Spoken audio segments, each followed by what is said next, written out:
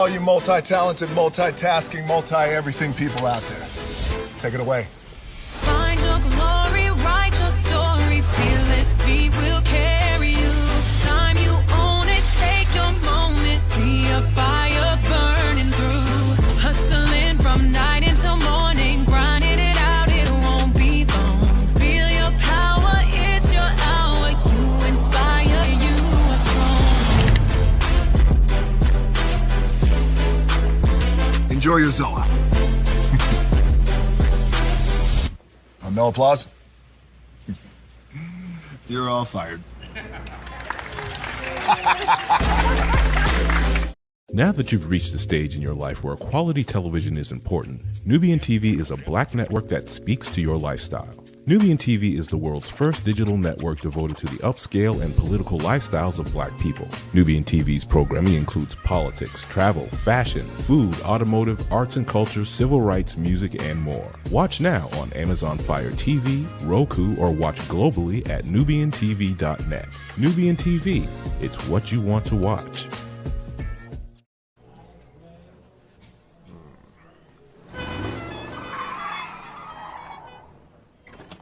Come with me if you want to live a more delicious life. Oh, maybe we should get in the van. In this world, we don't get to control much. The past, male pattern baldness. What geese? Got one right now. The urge to puff that bubble wrap. But there is one thing we do get to choose every single day: what we eat. Welcome to the Sonic Department of Research and Deliciousment. We have everything you want, didn't know you wanted, and some things you didn't know were possible. Because we believe if you're not having fun, you're not living free. So come on, let's live a little. Hey, good morning, America.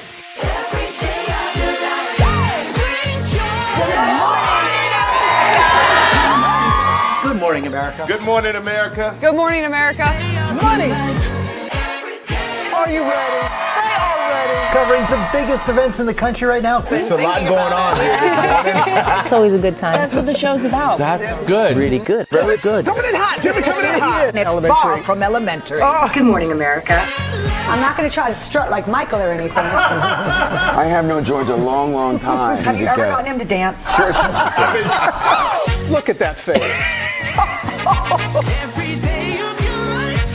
You don't just see it, you feel it. I'm in. I'm in. I'm in. I'm in too. I'll be there. I am here and so happy. I'm in. I'm in too. I'm in. That tells you something when Snoop Dogg's in.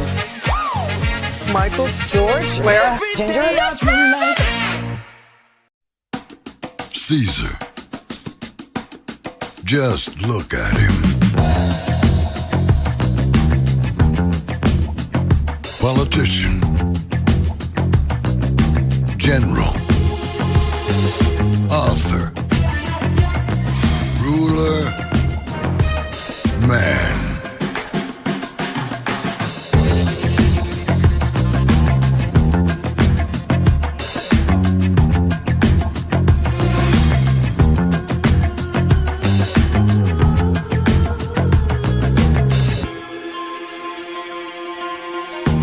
Legend has it, he's not only stared into the belly of the beast, he's had it for dinner. Here he's free to relax, or party, or relax, or party, or relax, and party. His is a world of opulence, excess, and the occasional impulse buy. Not one to rest on his laurels, he's famous for ushering in a new age of entertainment. So, for anyone seeking a place where the sun never sets on a good time, all this awaits. I am Caesar, and I approve this palace.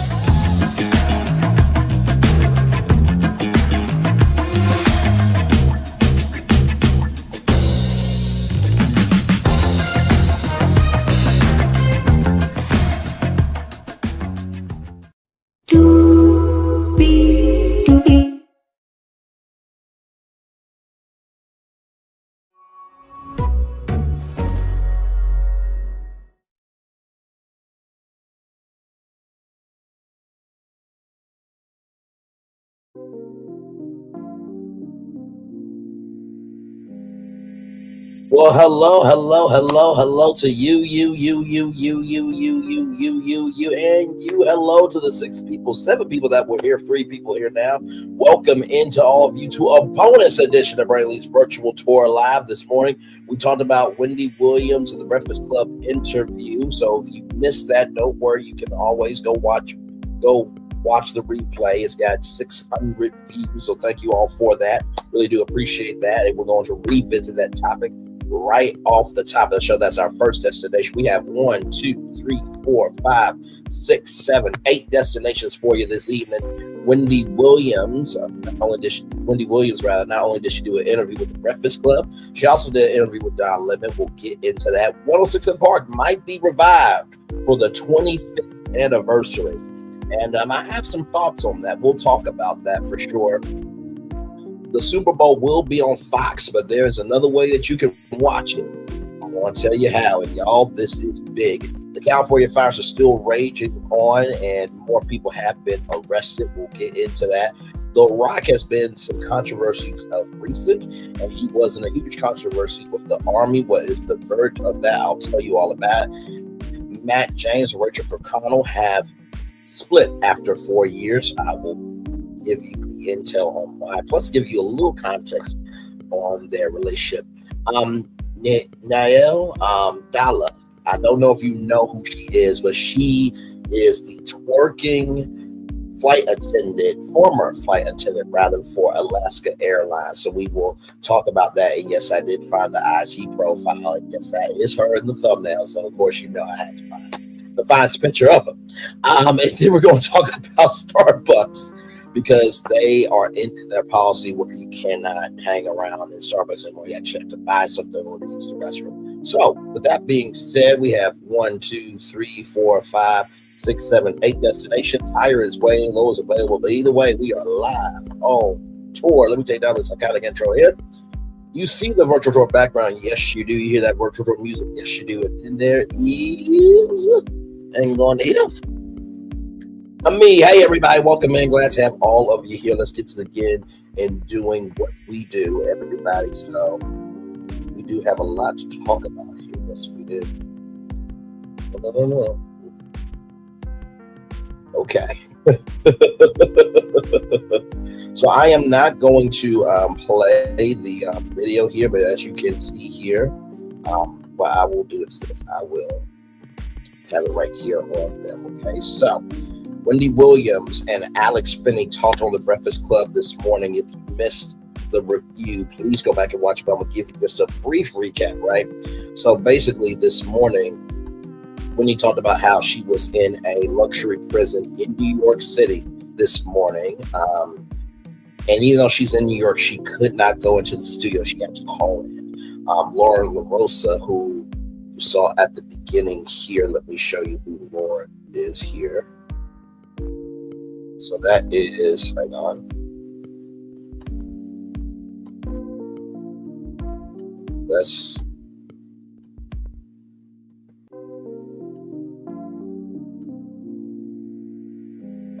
DJ MV.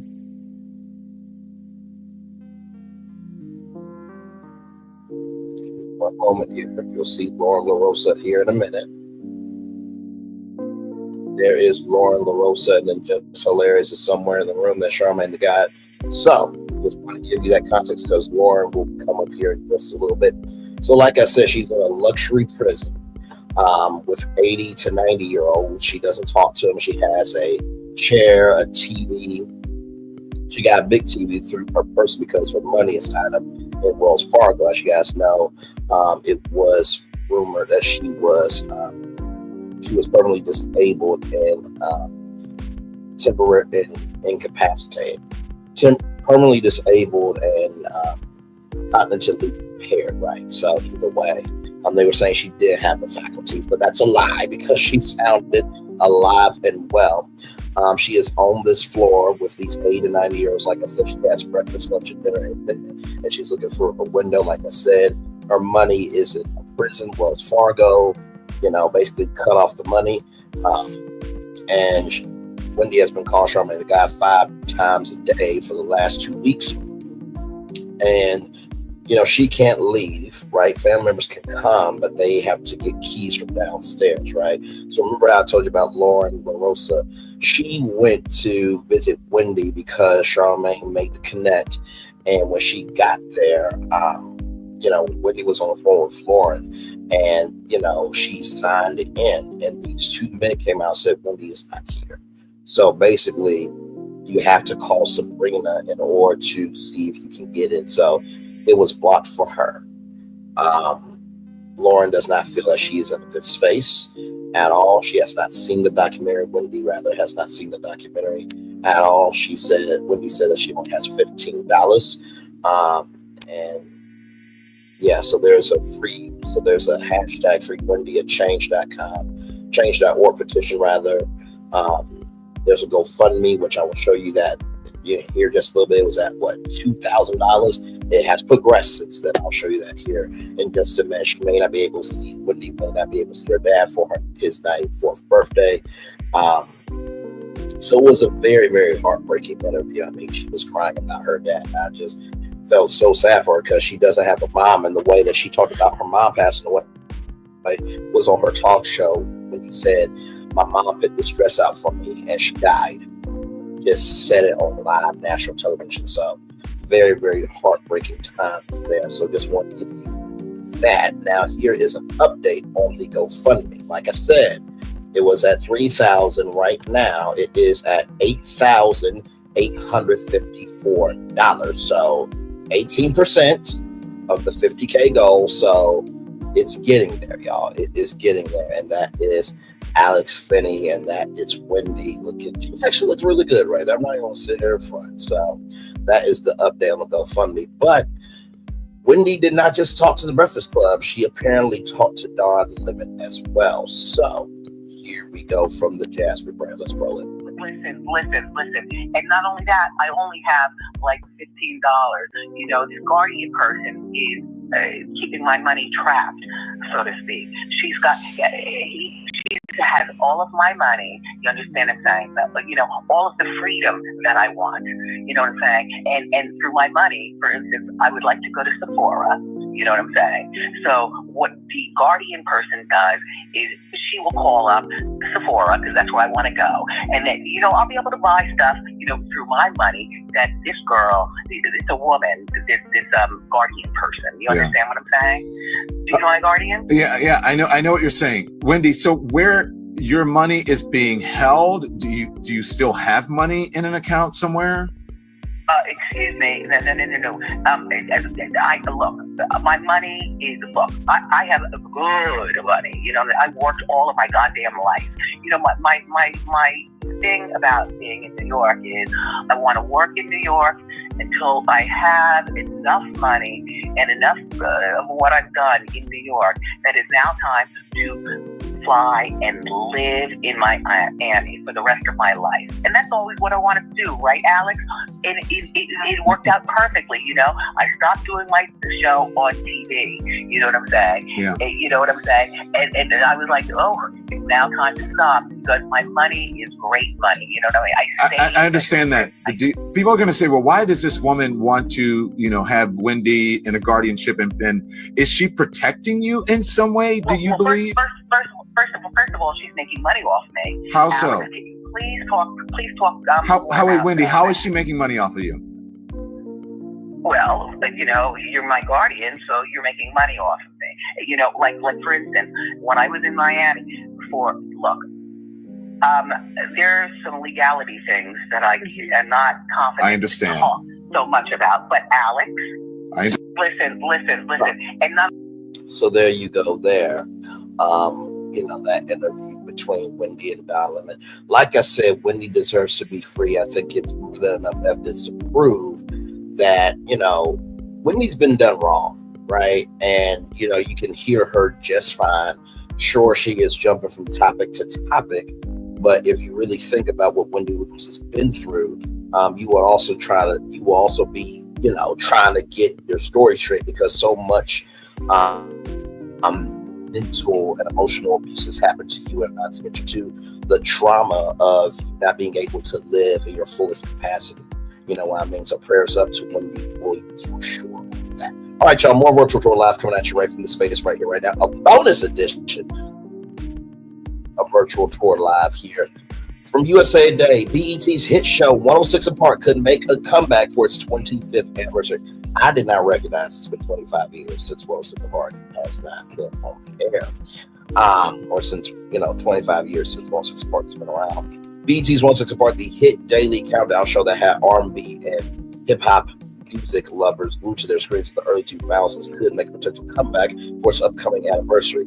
The network's president and CEO, Scott Mills, hinted at the potential reimagined reboot during an interview on The Breakfast Club last week. We understand that people love 106 and Park, and so the fact that it doesn't work as a linear TV show doesn't mean that 106 and Park is over. We can bring 106 and Park back as a podcast. We can bring it back. We can bring 106 and Park back as a visual experience.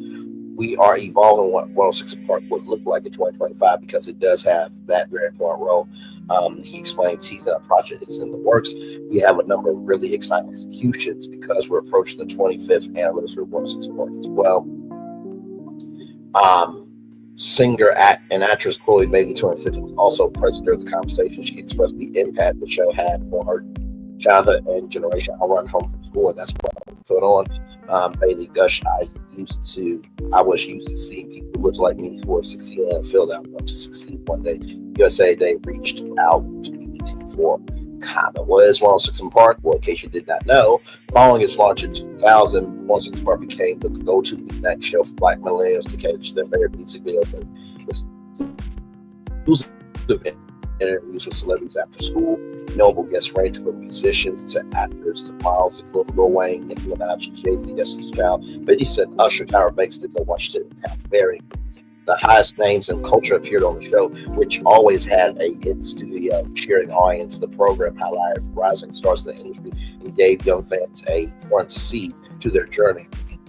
One of the things that fueled 106 and Park was the absolute birth of urban artists that 14 to 16-year-old girls could lose their minds over. Stephen Hill, then serving as BET's VP of music programming, told Entertainment Weekly in 2002, it was one of those obvious holes. You got credible hip-hop, you got adult hip-hop, you don't have that new edition group. 106 and Park was intended to be the perfect vehicle.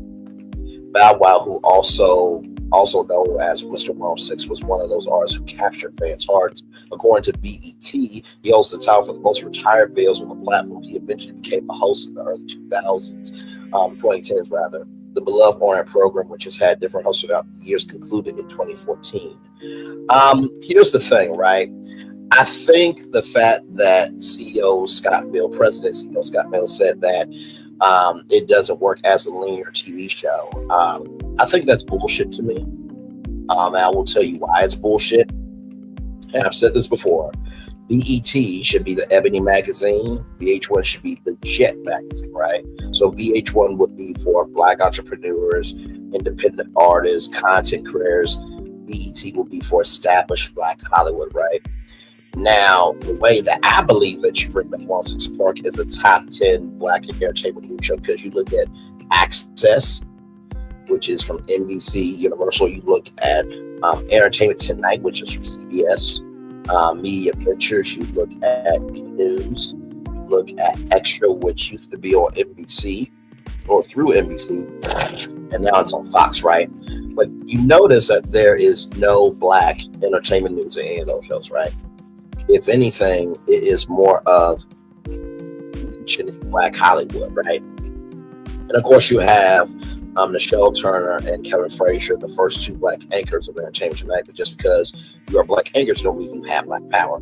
People could care less about music videos at this point, but they do care about pop culture. They do care about the whole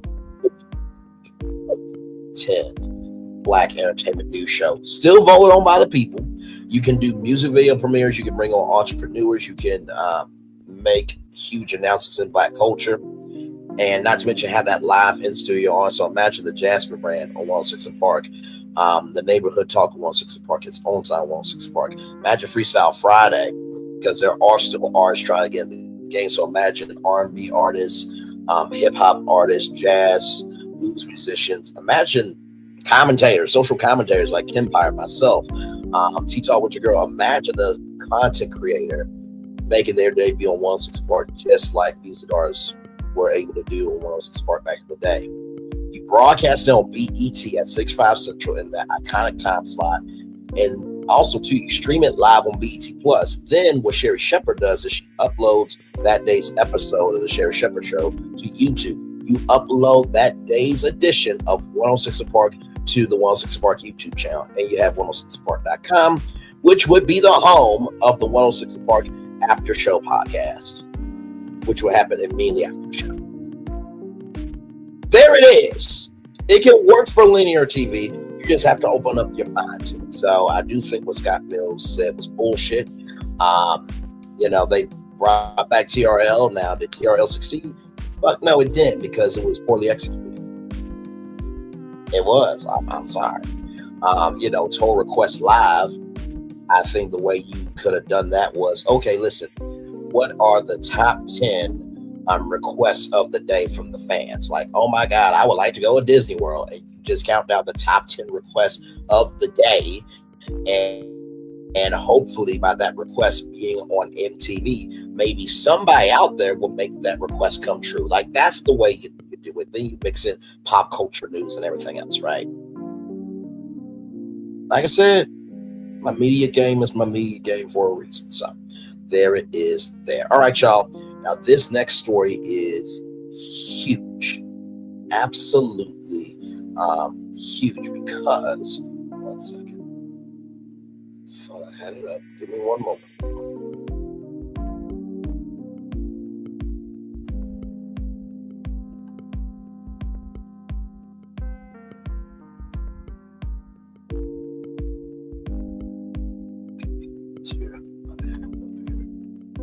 One momentum.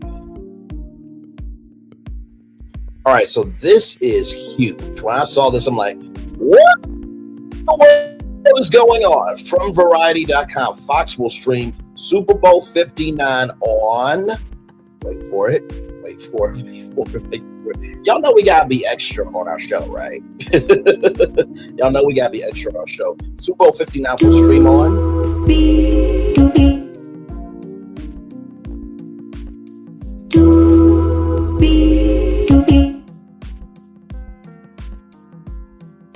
Yeah, I know. It's going to be streaming on Tubi. I know. How cool, right?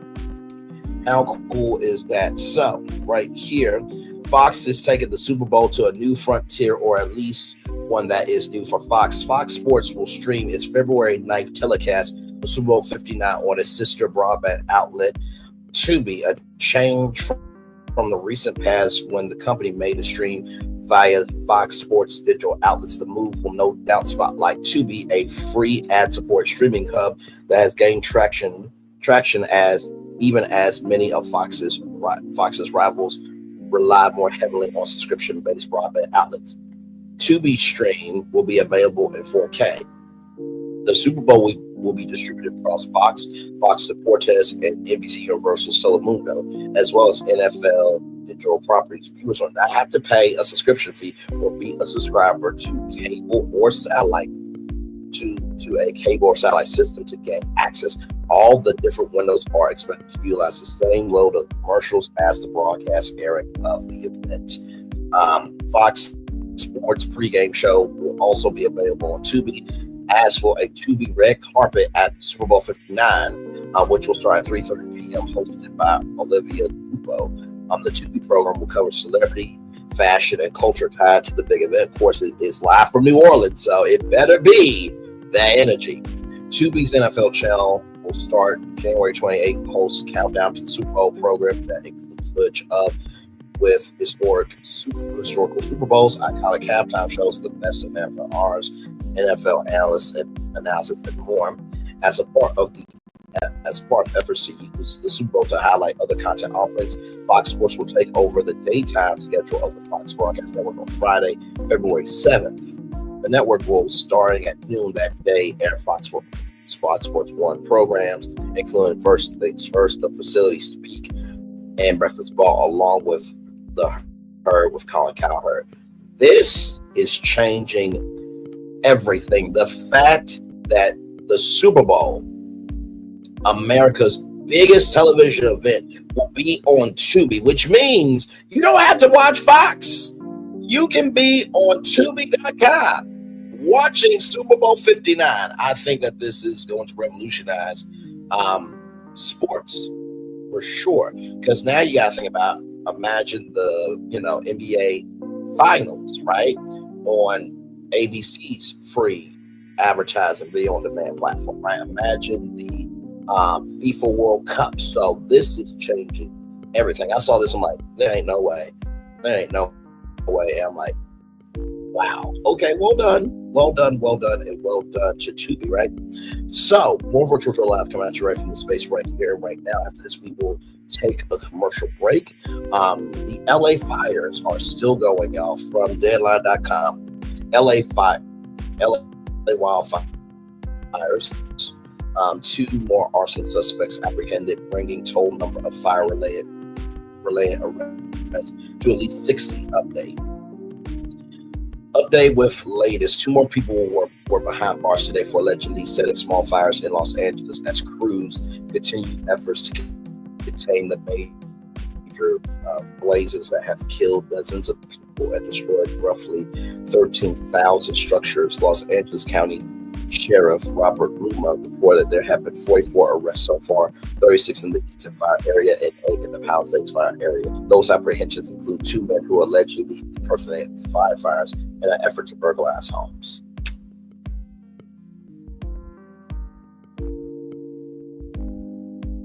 My Lord Jesus, that's just ridiculous. Los Angeles Police Chief Jim McDonald reported 14 arrests as of Tuesday morning, including curfew violations, a police officer impersonating a firefighter, DUI, vandalism, ammunition possession, burglary, and other offenses.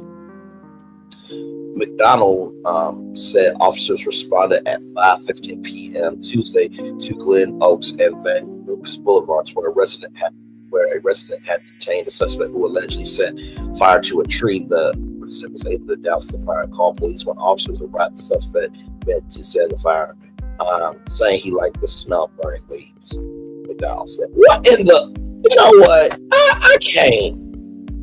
So you mean to tell me, right, that as people are losing homes, right? Children are losing schools. People have lost family members, friends. In the midst of all this, you mean to tell me you like the smell of burning leaves? Like, bruh, I cannot deal with this. I just can't. Like, what in the world?" At 9:30 p.m. Tuesday, officers responded to San Marcos Boulevard and Vermont Avenue, where a suspect was setting fire to piles of rubbish and trash. McDonald said officers were able to douse the flames and arrest the suspect, who told the officers she enjoyed causing chaos and destruction. He said, "You know what? Do y'all not have anything else to do? Jesus Christ. You know what?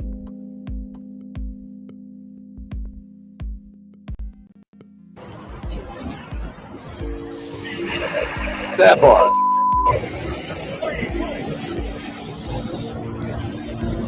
You got a jacket.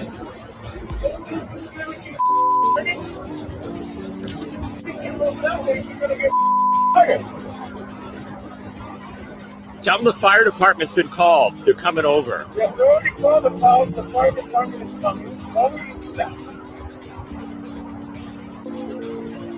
All of it. Make sure that there's no ambulance line.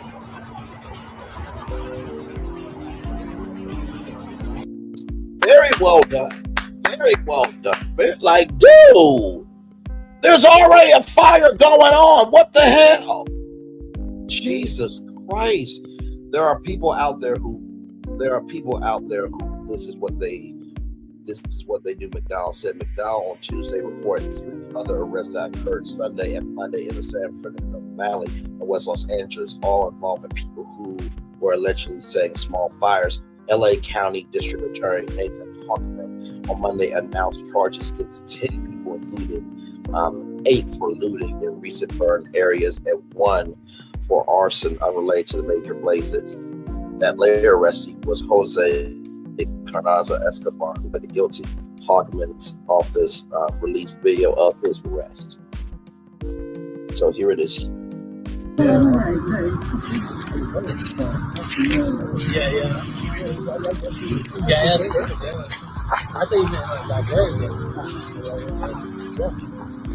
it is. Yeah, all it would took was just adding some lighter fluid and it would have went ablaze. Hawkman said Wednesday morning his office had charged 2 additional people in arson cases. James Moneta, 37, is charged with 1 count of felony arson of property and 1 count of felony arson during a state of emergency. Monta is being held on $350,000 bail. If convicted as charged, faces up to 7 years in prison, Hawkman said. At about 2 p.m. on Saturday, Monta allegedly lit a fire in the back of a warehouse shipping yard in the city of Industry, causing bushel stacks of pallets at the back portion of a tractor trailer to burn, according to a DA's office. So, I work in retail. We have pallets.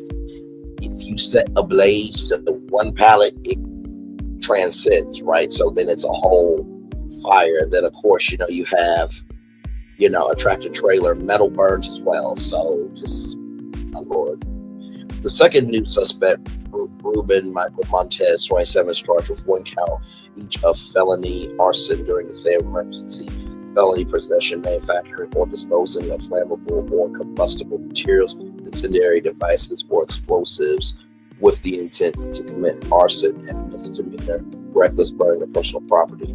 At about 12:30 p.m. Sunday, Montez started a fire at the San Gabriel River 605 freeway underpass and River Brave Road in Irondale. Prosecutors said Hawkins said Montez faces allegations of violating probation after committing arson, engaging in violent conduct, indicating a serious danger to society, and having a history of prior felony convictions. The statutory bail for Montez is $400,000. If convicted as charged, he faces up to 14 years in prison and was also expected to be arraigned Wednesday in the court's West Covina branch. The district attorney said another man, Juan Manuel Sierra, was arrested Thursday in connection with the nearby 1,000-acre Kenneth fire after first being apprehended by local residents. Sierra was reportedly caught near the source of the West Hills blaze with what appears to be a blowtorch. How charming. He has not been charged, but remains a person of interest. But wait a minute, I'm confused. If it appeared to be a blowtorch, do y'all not have that in evidence? It has the fingerprints been ran. Like, this is all we got to do.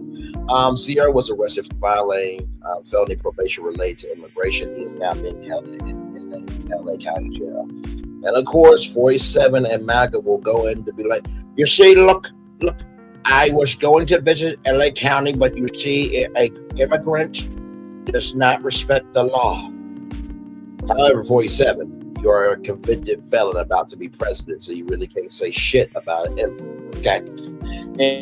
Anyway, from Newsweek, neighbors band together to stop an arson suspect carrying a blowtorch in Los Angeles Woodland Hills neighborhood as the Kenneth fire blazed nearby. So here we go.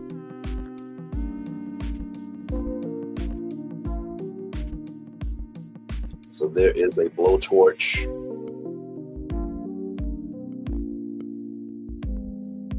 There is a neighbor trying to let people know what's going on. Another neighbor is stepping in.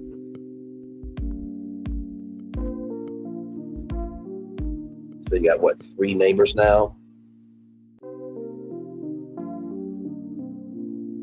And I know that there are racists, right? We all know that. Whoa! Just pull it up and just open up the doors, why don't you? And like I said, I know there are racists, right, in our society. They are everywhere. However, in this situation, I totally understand these neighbors. They are trying to protect their homes, and I think anybody would have gotten the smoke if they had a blowtorch, right? Because it's already a fire going. It makes no sense. I always shout out to Newsweek. The last tweet here was from Natasha Sage Bell. So shout out to her for that tweet as well. Meanwhile, leaders of federal and local law enforcement agencies have partnered to create a joint task force to investigate and prosecute fire-related crimes, including arson, looting, burglary, fraud, and illegal drones. For those of you wondering what's illegal about drones, there was a drone that flew into one of the planes that was dousing water, and so because of that, that plane got taken out. So there are only approved drones that can fly in the sky. Okay, so that's just to give you a little context on that. Right here, as Los Angeles kind of recovers from devastating wildfires, it was announced today the Joint Regional Fire Crimes Task Force will be investigating and prosecuting people who tried to exploit the wildfire crisis. According to the U.S. Attorney's Office, the task force includes representatives of the U.S. Attorney's Office, the FBI, the Bureau of Alcohol, Tobacco, Firearms and Explosive, Homeland Security Investigations, the Los Angeles County District Attorney's Office, the Los Angeles City Attorney's Office, the Los Angeles Police Department, and the County Sheriff's Department. So, right here, previously at 8 a.m., the winds picked up again early Wednesday as firefighters worked to hold and expand containment lines on the Palisades and Eaton fires a day after firefighters got a bit of a break with lighter winds than expected. Gusts were clocked at up to 35 miles an hour on the coast and in the valleys, and at 55 miles per hour in the mountains before dawn Wednesday. The National Research Meteorologist Todd Hall said they are expected to increase through the morning. The death toll is now 25 for the fires combined and is expected to rise.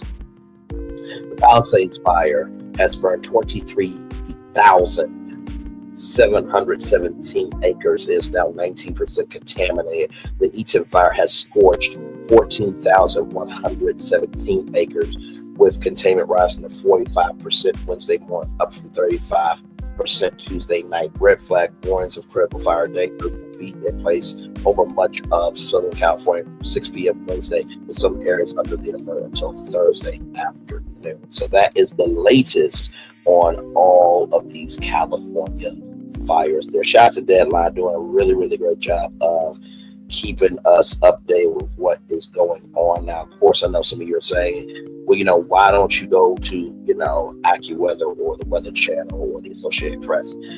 I do go to those. Deadline has always been one of the top Hollywood sources, not just for Hollywood, but for local news when it is impacting people. And you can see here, you see the coverage, it just keeps going and going and going and going. See, it's just going and going. So they have been keeping the updates here. I mean, if I kept reading this, it would take up the whole show. So shout out to Deadline.com and shout out to everybody who has covered this with accuracy, fairness, and responsibility, because this is a very, very real story that needs to be handled with love, grace, and space. So with that being said, we're going to take a commercial break. When we come back, we got Dwayne "The Rock" Johnson. He was in controversy with the Army. How did it turn out? I'll tell you all about it. Matt James and Rachel O'Connell, they have broken up after 4 years. I'll give you some context. Plus, guess who put their voices in the conversation? Wait till you hear who, not to mention Nelle Diala. Wait till you see her. She was the former flight attendant for Alaska Airlines. And what does she do? I'll show you. And then Starbucks, they're changing their policy. All that and more live right here on a bonus edition of Virtual Tour Live. Breakfast Virtual Tour Live. Like, comment, share, subscribe. We'll be back right after this. Rolling.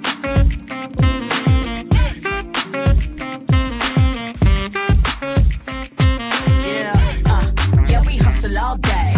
Yeah, we're working, let me play. You know me, work real hard, now we're ready, let's play.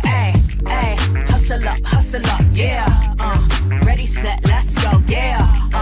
Hustle up, yeah. Ready, set, let's go. Turn it up, turn it up, turn it up, turn it up a little louder. Now get low, come on, drop it to the floor, yeah, drop it to the floor. Turn it up, turn it up, turn it up, turn it up a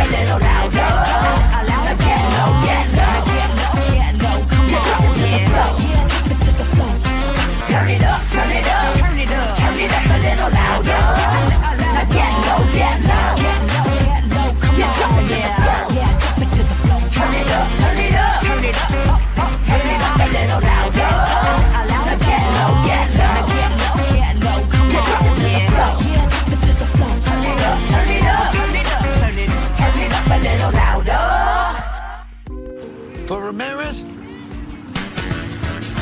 Wingstop's triple meal deal. 6 classics, 6 boneless, and 2 tenders with 2 dips and a large fry for just $17.99. Get yours delivered today at Wingstop, where flavor gets its wings. Welcome to Copeland's. Copeland's is not just some fancy place for your big night out. In fact, there's no occasion too big. Or if you like, too small. Copeland's. There's always something good.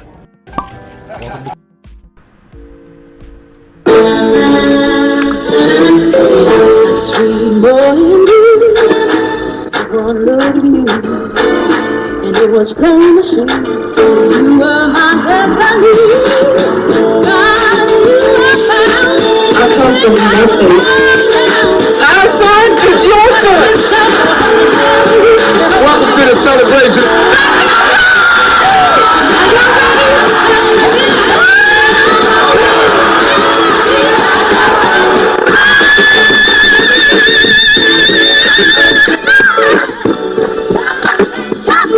We all we got.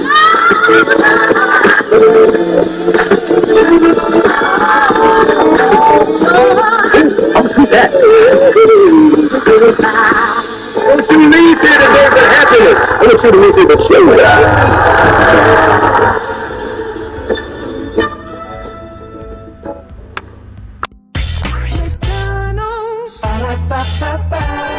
I'm loving it. I'm loving y'all right back. Welcome back into Brightly's virtual tour live. Glad to have you here. We kicked off the show talking about Wendy Williams. As you know, she did her interview with the Breakfast Club this morning. She also did an interview with Don Lemon. And in addition, that the update on the GoFundMe, everybody, let me refresh it here because you never know. Okay, we're getting close to $10,000 here. So the update is $9,454 have been raised, 392 donations. So very well done there. So we want Wendy to be free for sure. Our second destination, 106 and Park. 106 and Park might be revived for their 25th anniversary. Now, of course, CEO and President Scott Mills said that BET does not work as a linear experience on television, which is bullshit to me because you bring it back as a top 10 black entertainment news show, voted on by the people. You have content creators coming, you have social commentators coming in.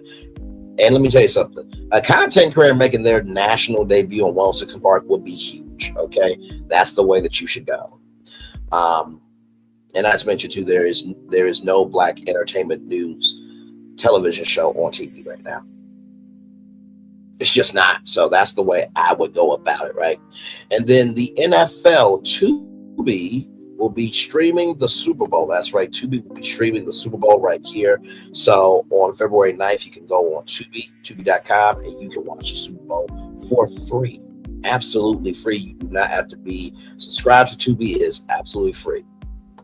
And then we just talked about 2 more arson suspects apprehended, bringing the total number of fire-related arrests to at least 60 people. So there are people setting small fires just because one person did, because they love causing, chaos and destruction. Another one like the smell of burning leaves. So that is your catch-up on Virtual Tour Live here now.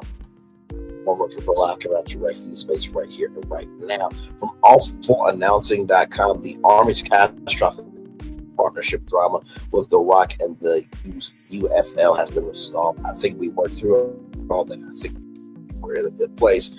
Last August, military.com published a scathing report regarding the U.S. Army's partnership with Dwayne "The Rock" Johnson and the United Football League, UFL, which the pro wrestling and Hollywood star co-owns. The $11 million investment was intended to provide an uptick in enlistment via the placement of logos on uniforms as well as other prominent branding opportunities. Not only did the marketing deal fail to do that, but it somehow reportedly ended up harming the Army's reputation.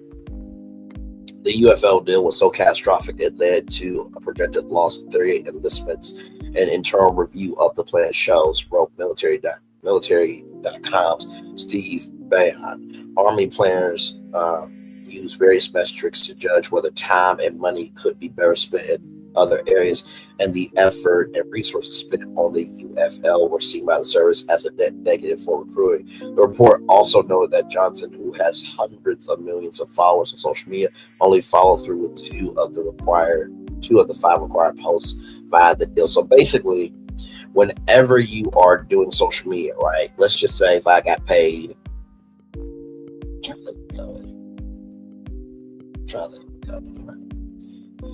So, for example, let's use BET, right? Let's just say that I was supposed to promote, the revival 106 in Park. I was supposed to do 5 posts. For every post, let's just say that BET paid me $250,000, right? So that is $250,000 per post. Okay, so 250,000 times 5.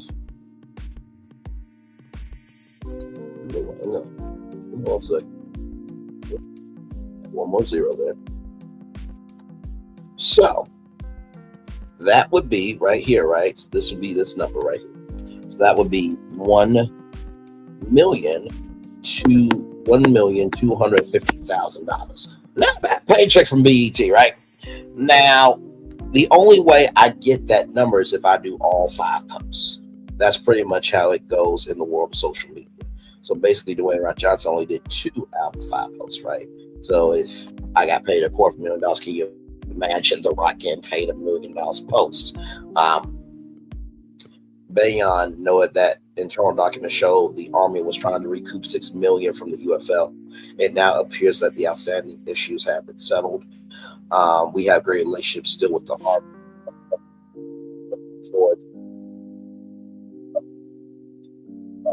UFL President Russ Brandon told Front Office Sports EIC Dan Roberts recently. I think we worked through all that, and I think we're all in a good place. Roberts asked whether the situation between the Army and UFL was settled. Brandon answered yes. Army marketing spokesperson Lauren DeFrisco also spoke with Front Office Sports, saying that the Army was not trying to recoup any money from the deal, though her explanation seemed to imply that some money included in the agreement was simply never paid. The Army was not ever trying to get money back from the UFL, she told Front Office Sports. This was a contract. An entity is paid for services rendered upon completion of a contract, not before. So there it is there. Oh, a little bit more. My bad, y'all. DeFrancisco also said that the Army and UFL came to an agreement with a fair market value for the promotion. Instead, that the partnership did not have a negative impact on the service and enlistment, contrary to the military.com report. While the Army has no plans for a marketing or promotional deal with the UFL this season, sounds like as though there is still a positive relationship between the two sides. In terms of The Rock, it is unfortunately pulled away at a time when we expected him to be present with us to create content for our social media channels. A spokesperson for General George, Colonel Dave Butler, said to military.com last summer, but we're working with the UFL to rebalance the contract. The Rock remains a good partner to the Army. So there it is there. Honestly, at that point, just do what you say you're going to do. You know what I mean? I don't think it's that difficult. And listen, I know that the Rock schedule and Braylon Lee's schedule are 2 completely different schedules, but you make time for what you care about. So if you made a promise, follow through with your word. Amen.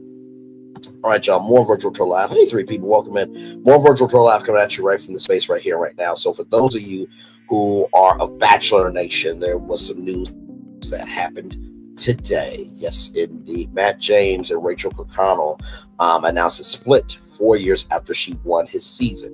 Matt James and Rachel Kirkconnell have called it quits. The former Bachelor, 33, shared the news with a prayer on Instagram on Thursday, January 16th. Today, Ryan, Father God, give Rachel and I strength to mend our broken hearts. Give us a peace about this decision to end our relationship that transcends worldly understanding. Shower our friends and family with kindness and love to comfort us and remind us that our joy comes from you, Lord, with a broken heart emoji. The post was accompanied by an image of James and Kirkconnell, 28, meeting on The Bachelor for the first time.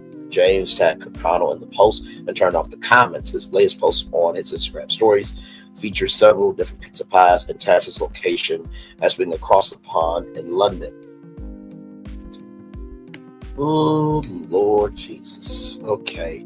Kakaro did not share her own post. In fact, her last video was posted in early December. It was a video birthday tribute to James. The happiest of birthdays to my best friend, my teammate, my sous chef, the man that has my whole heart. Kakaro captioned her post, "You feel it in my tummy with so much love and laughter, and I'm so thankful I get to dance through this life with you. Thank you for your never-ending love and support and smooches and snuggles to many more adventures. Happy birthday, my pumpkin heart emoji." That was kind of sweet. The couple met on season 25 of The Bachelor in 2020. That was the COVID season, where Kakaro won James' season amid controversy. At the time, James and Kakaro chose to continue dating, but not get engaged during the reality show's finale. Kakaro was involved in a scandal after photos of her attending an antebellum theme party in college surfaced. James and Kakaro, James, who was the show's first Black Bachelor, and Kakaro briefly split amid the fallout. Former host Chris Harrison defended Kakaro in an interview with former Bachelorette Rachel Lindsay, was the first Black Bachelorette when she worked on Extra, leading to Harrison ultimately exiting the show because he said that, was it okay in 2016? Is it okay now? And Rachel said it was never okay, and because of that, Chris Harrison had to step down. Manuel Acho stepped in for her after the final rose, and I think there's a podcast between him and his wife Lauren Zima. Lauren Zima used to do Roses and Rosé on Entertainment Tonight, but she is no longer with me. So there is Matt, James, and Rachel there. And, well, I mean, if it's enough for you, bro, it's enough for me. But okay. Listen, they held it out for a long time. In May of 2021, James and Kakaro confirmed that they have rekindled their romance. And in May of 2022, James opened up to People Magazine, People.com, about the healing that he and Kakaro had gone through in their relationship. "I've learned a lot. At the end of the day, everything that we've been through has prepared us for the future," he said at the time. So there is there. He continued, "Felt like the world was against us. Some people felt the situation was blown out of proportion, and others felt like it hadn't got enough attention. We were just trying to enjoy each other and grow our relationship without having to deal with people we didn't even know." Weighing in the years since, the couple has traveled the globe together and have been featured regularly on one another's social media accounts. In February 2024, James told People Magazine, People.com, that the engagement was the goal when it came to his relationship with Kakaro, and promised a special proposal. "It's about doing whatever you're doing at your own pace, whether that's the relationship, your job, exercise," James told People Magazine, People.com at the time. "If you do things that other people want you to do, and you don't consider y'all's feelings, then I think that's a recipe for disaster." That's facts. That is facts. So, give you a little context, right? Because as I get this up, I want to bring up the Chris Harrison. By the way, this is not to drag Chris Harrison, but some of you guys may not know about what happened, right? So let me show you this here. So this is Chris Harrison, GMA here. This is the interview where he defended Rachel Kakaro. And my Lord Jesus, that interview was quite a lot. So we will watch both of these videos here right after this. It's a lot, but we'll get to it. Bachelor winner Rachel Kakaro details regret over plantation themed parties. This comes to us from USA Today.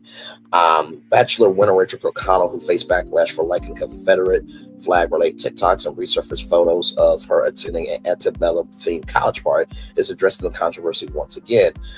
While appearing on an Instagram Live on that Monday for Privilege to Progress, an organization that promotes open discussions about race and racism, O'Connell opened up about the party at her Georgia college and revealed that she started educating herself about anti-racism long before she joined the historic 25th season of The Bachelor. Matt James, the franchise's first Black Bachelor. Now, this would not have happened had it not been for a show called Unreal that was on Lifetime and then moved to Hulu. So Unreal is basically a drama talking about reality TV through the lens of a show called Everlasting. And there was Quinn and, oh my God, hang on. Let me pull up the cast on Unreal because I cannot remember the other person's name. And I wish they would bring this back. Oh, Rachel. Yes. So this show right here, y'all, if y'all need some content, wait, you can watch it on Tubi? I know you, hang on. I know you asses. I know your ass is lying. Oh, I got some TV to watch this weekend. Yes, okay. So you got all 4 seasons. Oh my God. Okay, here it is, y'all. So this is Unreal, y'all. If you guys have not seen this, please watch it. It should be back on TV. You know, if y'all are down for it, I might review it because this, oh my God, it now this came right from oh my God, Miss Shapiro, right? This came from Miss Shapiro. She was a producer on The Bachelor on ABC and made this whole drama, and y'all, it is so damn good. Oh my God, that, oh Lordy. Okay, back to our destination. Okay, back to our destination. And the reason why I brought that up is because they talked about the first Black Bachelor on Unreal, which made this show do it. Now, I'm not saying that happened. Unreal made it happen here for The Bachelor, but they were never going to do it unless it was promoted that they never had Black Bachelor. Kirkconnell, who received the final rose in March's season finale, came under fire after a photo appeared to show her at a plantation-themed fraternity formal in 2018. She apologized in February, saying she was ignorant. My ignorance was racist. It honestly was weird reliving all that, having that photo surface from that time of my life. Kirkconnell recalled in Monday's interview saying that for everyone, including Matt, it was like that had just happened. She said for them it was brand new, but for me it was years ago. And for those of you who don't know, antebellum, that is 1950s slavery, racism, and I think we all know that Black people were in the house as servants. And if you didn't know your place, you were straight fruit. Yeah. While addressing criticism that she must have known about the event's racist history, Kirkconnell admitted at the time that she saw the formal as an innocent photo op, acknowledging that her attendance was nonetheless racist, and I was completely ignorant to that. I'm so ashamed that I basically participate in that unknowingly because I am sitting here in my own little privileged, selfish world, just thinking, oh, we just put dresses on, go take a photo op. She said, knowing that she didn't think anything about it because it did affect me personally. If I had to think about it at the time, I was probably just thinking, okay, just some super traditional fraternity, and they probably just want to continue the tradition of what they used to wear when the fraternity was founded. Kirkconnell says she dropped out of her sorority, though didn't specify when, in an early effort to be actively anti-racist. Between that and just a lot of other things about Greek life, I was like, I don't want to be part of this anymore, and I dropped out after that. She said, that's my first time my eyes popped. That's the first time my eyes opened, rather, about, okay, there's a difference between not racist and anti-racist. She also says she immediately deleted the photos from that night years before coming on the show because that isn't who I am or who I want to be. I lost some friends along the way last summer. I don't speak to certain family members anymore because that was probably the first time in my life I realized I need to stop standing aside and I need to speak up and do something because we should have been doing this for years and years. Kirkconnell also addressed how her education process has affected her relationship with James. The couple appeared to be broken up at after the final rose post-finale special. But James revealed in May that he gave Kirkconnell a second chance because it's unfair for him to leave her while she tries to be better, which is admirable. I will at least say that. It's not Matt's job to educate me, Kirkconnell emphasized, adding that she has had to educate herself about race while thinking about the couple's future. Children need to be educated about their Black history and what society will think of them. And like I said, it's not his job to educate me on that. So I think it's good to take time to yourself and educate and try to educate yourself on interracial relationships. So there it is there. So for those of you who do not know about Chris Harrison, here's some videos. Here we go. Half hour with the announcement from the host of The Bachelor, Chris Harrison, that he is stepping aside from the show for a period of time. This move follows growing backlash over comments Harrison made that seemed to defend the controversial actions of one of this season's contestants. And Janae is right here with the latest on that. Janae, good morning. Hey, good morning. Yeah, the backlash even prompting some online to call for Chris Harrison to be removed from the Bachelor franchise for what they see as a pattern of misogyny, racist behavior, and racist sympathizing. This morning, a Bachelor bombshell.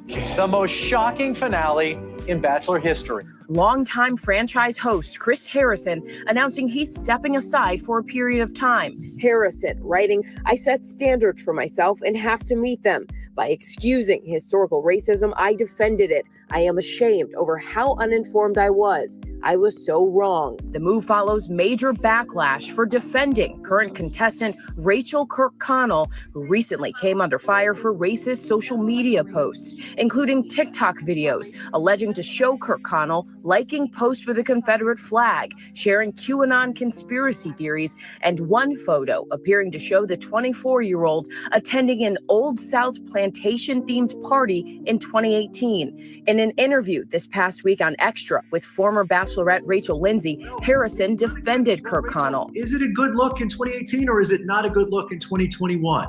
It's because not there's a a big good difference. look ever, because she's celebrating the Old South. If I went to that party, what would I represent at that party? Bachelor Nation is rallying behind Lindsay, condemning Harrison's words, saying he ultimately defended racism, and the show's few leads of color speaking out. Matt James, the first Black Bachelor in the franchise's history, posting on Instagram that he stands with Rachel and the rest of the women advocating for change and accountability. Tayshia Adams, the second Black Bachelorette of the show, stunned. My job was kind of to the fore just because it was an ongoing conversation that was just filled with so much defense and what I feel is ignorance. Lindsay telling GMA in an interview before the news of Harrison stepping away that there's still a learning curve for the show. The franchise was called out in summer 2020. They responded by having their first Black Bachelor after 40 seasons and 18 years. And then you have the face, the spokesperson of that franchise, say the things that were said this week. And it lets you know the work isn't done. During an episode of Higher Learning with Van Lathan and Rachel Lindsay, taped before Harrison's announcement, Lindsay said her future with the Bachelor franchise will likely come to an end. I'm contractually bound in some ways, but when it's up, I can't do it anymore. And this week, 25 women of color from this season of The Bachelor, all sharing the same letter calling for accountability. Harrison posting that he wants to ensure everyone from the cast and crew to friends and family that this is not just a moment, but a commitment to much greater understanding that he says he will actively make every day. Whit. Story getting a lot of attention. All right, Janae, thank you so much. Well, hey there, GMA fans. Robin Roberts here. Hey, Thanks for checking Robin. out our YouTube channel. Lots of great stuff here. So go on, click the subscribe button right over here to get more of awesome videos and content from GMA every day, anytime. We thank you for watching, and we'll see you in the morning on GMA. Thank you, Robin Roberts, for that. Appreciate you, my friend. Always good to see you. Catch Robin, George, and Michael, the best trio on morning TV, weekday mornings from 7 to 9 a.m. only on ABC. And I wanted to bring this up here because this is the second Black Bachelor. As you can see here, this man is so handsome. Oh, my God. Wait, who is this? Because we have the exact same answers. Definitely watching the season. I'm watching the season because of him. I got something to look forward to. FaceTime. It's the smile. I've never been more sad to miss my chance to apply. Get better at writing love letters. Tic Tac got in there. So as you can see, the ladies are swooning because this is the second Black Bachelor. And here are the attached posts here. This is the best looking Bachelor I've ever seen. Best looking Bachelor the show has ever had. It looks like it's going to be a good season. Let's go. Really want Grant to find love, but only with me.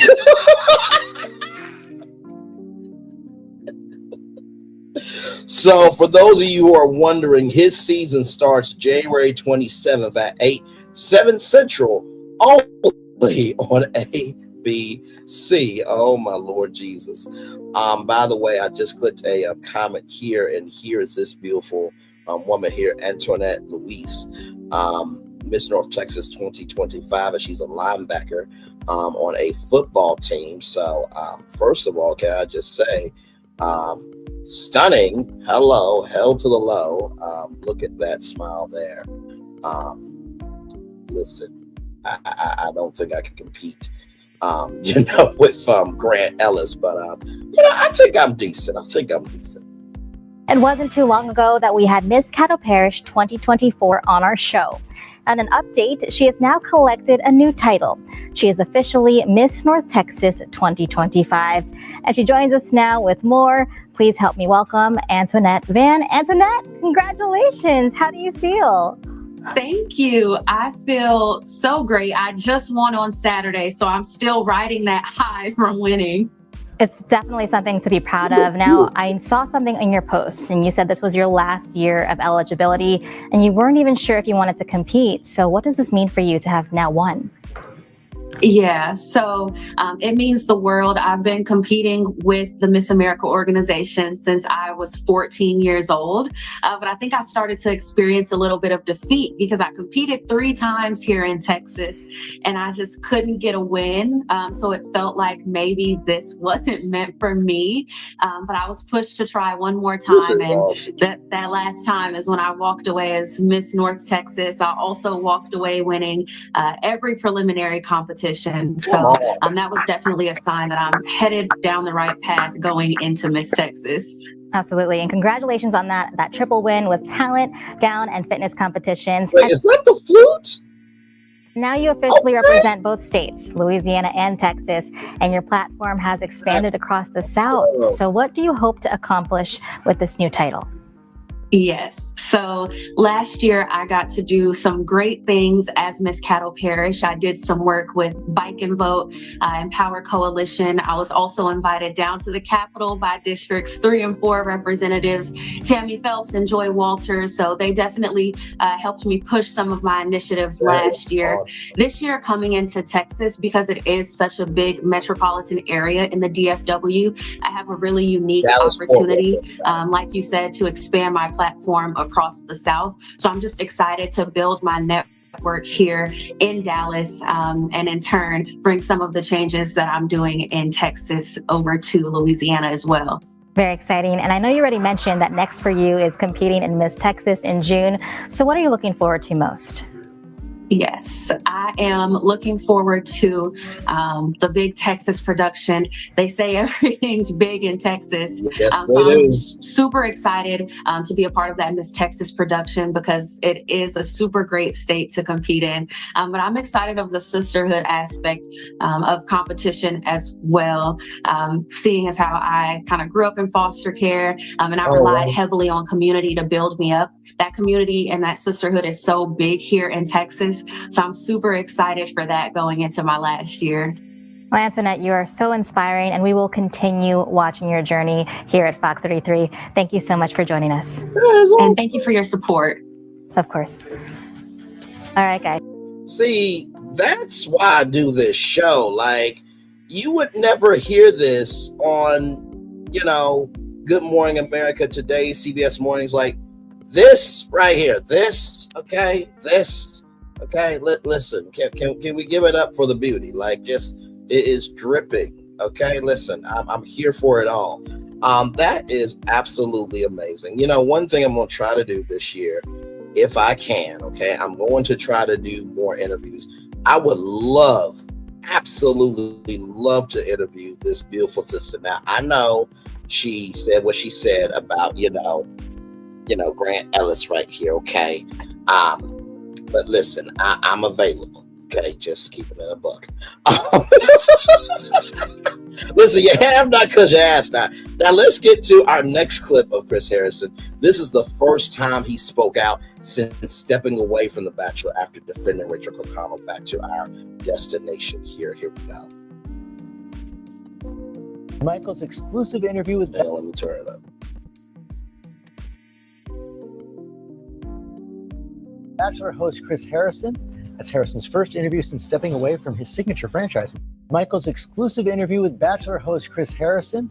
That's Harrison's first interview since stepping away from his signature franchise, Michael. Yes, George. And in the wake of the racism controversy that plagued the first season of the show featuring a Black Bachelor, I sat down with the longtime host to find out what was behind his contentious remarks. It was a mistake. I made a mistake.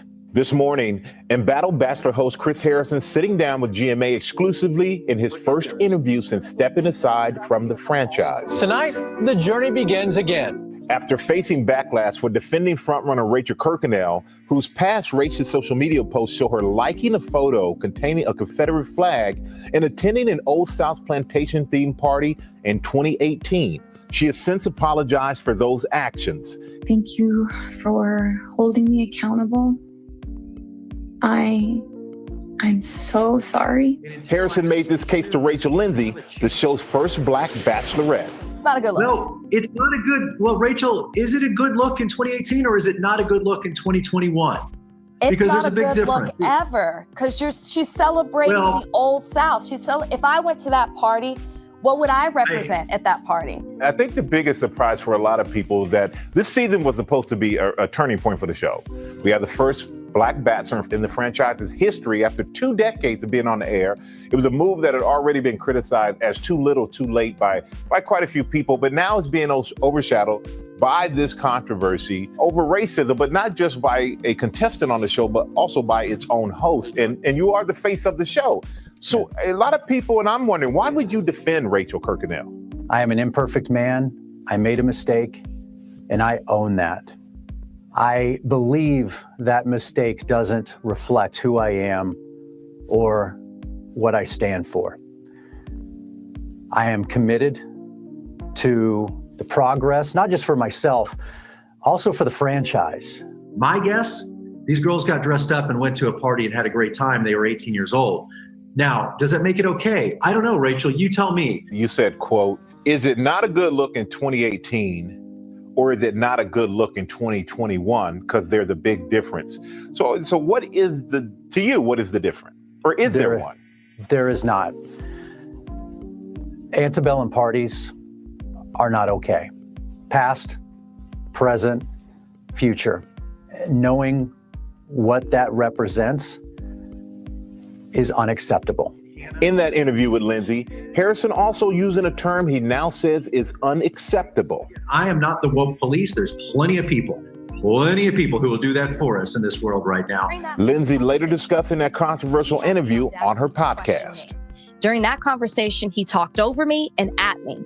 During that conversation, his privilege was on display. He never gave me room to talk, and he never gave me room to share my perspective. He wasn't trying to hear it. He was just trying to be heard. I am saddened and shocked at how insensitive I was in that interview with Rachel Lindsay.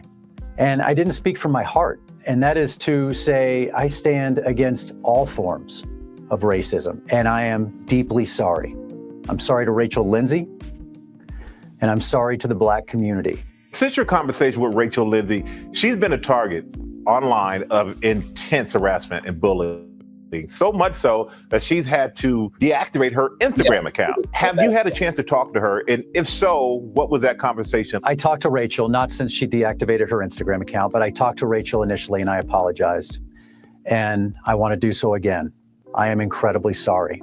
To anyone who is throwing hate towards Rachel Lindsay, please stop. It is unacceptable. Do you think the reaction that you received has been fair? I am not a victim here.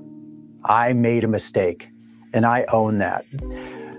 Racism, oppression, these are big dynamic problems, and they take serious work, and I am committed to that work. Harrison says he's been working closely with a, quote, race educator and strategist, along with faith leaders and scholars like Dr. Michael Eric Dyson. But Dr. Dyson often talks to me about counsel, not cancel. And that is full accountability, understanding what you didn't understand, owning that, learning from that, seeking counsel often in the community that you hurt, learning from them, listening, gaining experience, knowledge, and moving forward. So you are the right person to lead this franchise into the future, you feel? I plan to be back, and I want to be back. This interview is not the finish line. There is much more work to be done, and I am excited to be a part of that change. A lot more work to be done, Chris. I cannot agree with you more on that. And you guys know his apology is his apology, but it felt like I got nothing more than a surface response on any of this. And obviously, he's the man who wants to clearly stay on the show, but only time will tell if there is any meaning behind his words. Now, I want to tell you, okay, there was a couple of articles that said, and by the way, if you're wondering why Chris Harrison was on Good Morning America, The Bachelor is on ABC, so that's how they got the exclusive interview. Understand the ties to understand the path that we're on. They said, and I quote, after that Michael Strahan interview, that sealed his fate as the host of The Bachelor. Now, I think Chris Harrison and Lauren Zima are working at Merit Street Media. I think Chris Harrison is a correspondent at Merit Street Media. That's Dr. Phil's Media Network. Also, too, I think him and Lauren Zima are going to be doing a TV show on Merit Street Television Network. And they also have their podcast as well, iHeartRadio. So I will let Robin say goodbye to us real quick. Go ahead, Robin.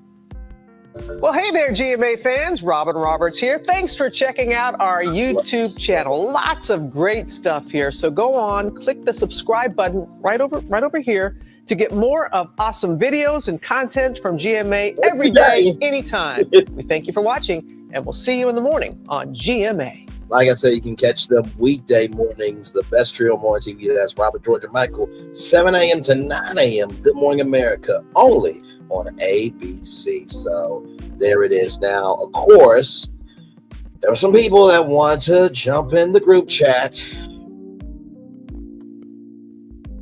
No one asked them to. No one asked them to. And allegedly,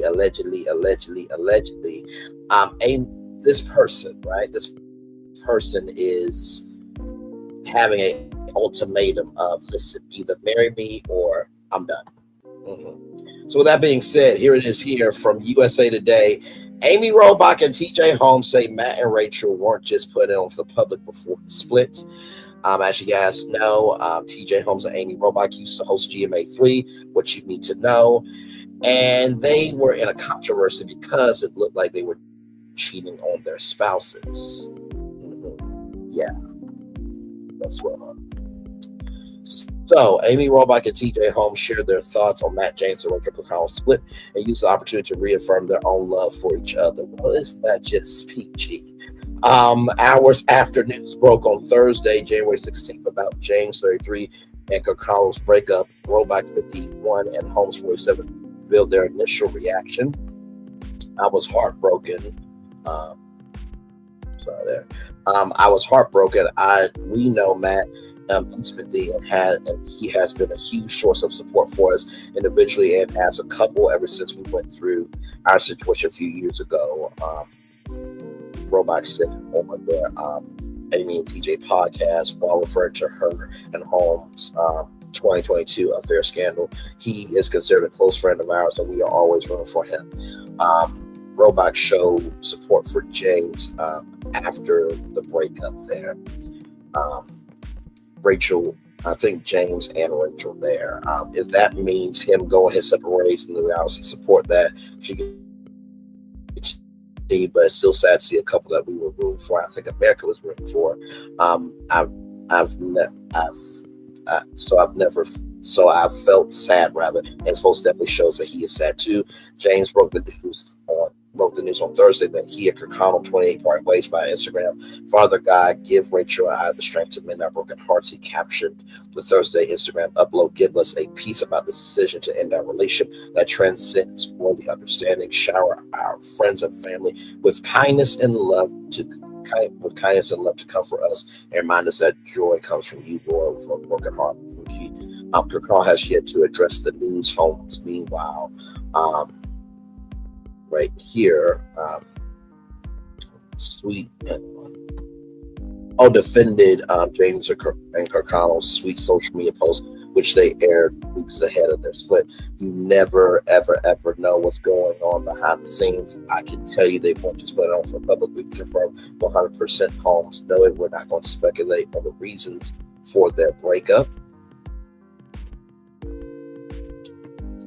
Roebuck agreed that James is authentic and he's not putting on a show for Instagram followers or to make things seem better than they are. I believe that if 6 weeks ago that they were both speaking as they were looking forward to the future and excited about their lives together, then that was the case 6 weeks ago. She continued in October 2024, they were on a podcast and they were talking publicly and candidly about getting engaged, because if you follow them on Instagram, you know that they're in that time or that phase of their life where everyone's getting married. Later in the episode, Holmes offered insight into the conversation that he had with James about his relationship. But I can say that that stuff he's putting out publicly is also what he was saying privately. I've been talking plenty with him about marriage, the future of Rachel, and where they were going. He knows, so it was in line publicly and privately with the things he was saying. Holmes subconsciously made it clear that he and Roebuck were still on track. There's going to be a lot of headlines out there the coming days as well. So my love, Roebuck, let me declare publicly that I love you. We're still going strong. I still want to marry to you. He quips with the headlines next week. Vows will come as a shock to people. No, I love you too and want to marry you. So, Amy and TJ, y'all, just, Jesus Christ, just like no one asked y'all to speak. Like, I'm so sorry. Like, nobody asked y'all to speak. Take out here. So this 5 days ago for me to take out. So, we always give context over here to anything and everything, because in order to gain an understanding, you have to know what we're talking about. So here we go. For me to take out. It says here, Amy Roebuck pressures TJ Holmes to marry her or else. Amy Roebuck and TJ Holmes may be preparing for a marriage. At least that's what Amy is angling for. Media Takeout has learned that she recently given TJ an ultimatum to marry me or else. By the way, Amy and TJ's exes are dating each other.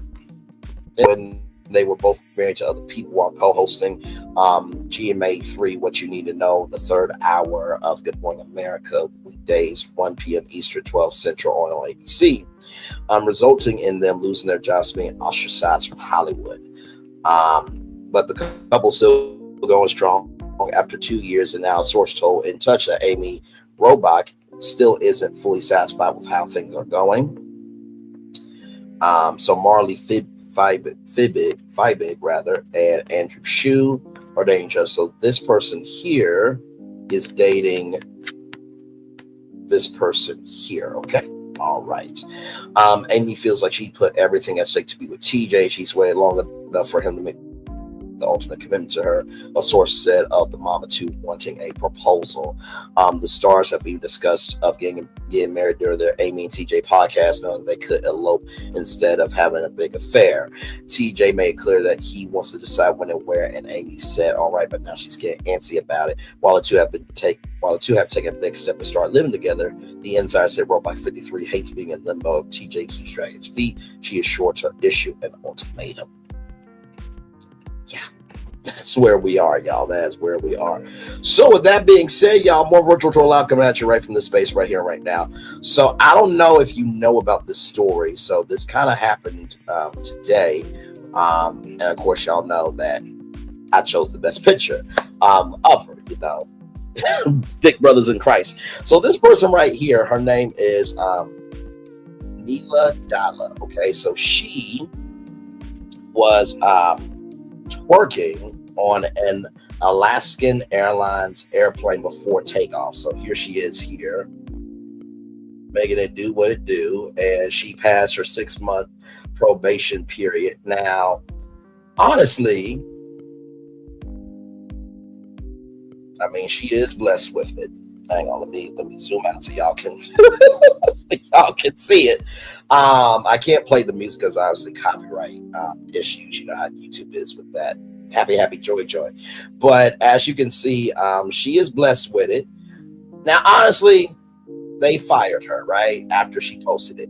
Now, to me, I think she should have been reprimanded, maybe probation, but not firing, because there are worse things you can do on an airplane. Okay. So that is the context there. So this is her Instagram profile. Okay, this is her Instagram profile. I did find the profile, y'all. So here it is here. And of course, I followed it for the story, of course, for y'all. But she is stunning. I mean, let's keep it a buck. Okay, so we zoom in here. She's a stunner. I'm not gonna sit here and front on that. Hang on, let me zoom out. So there she is there on the beach, making it do what it do. I mean, honestly, I can see her, you know, on the Bachelorette, making it do what it do. And yeah.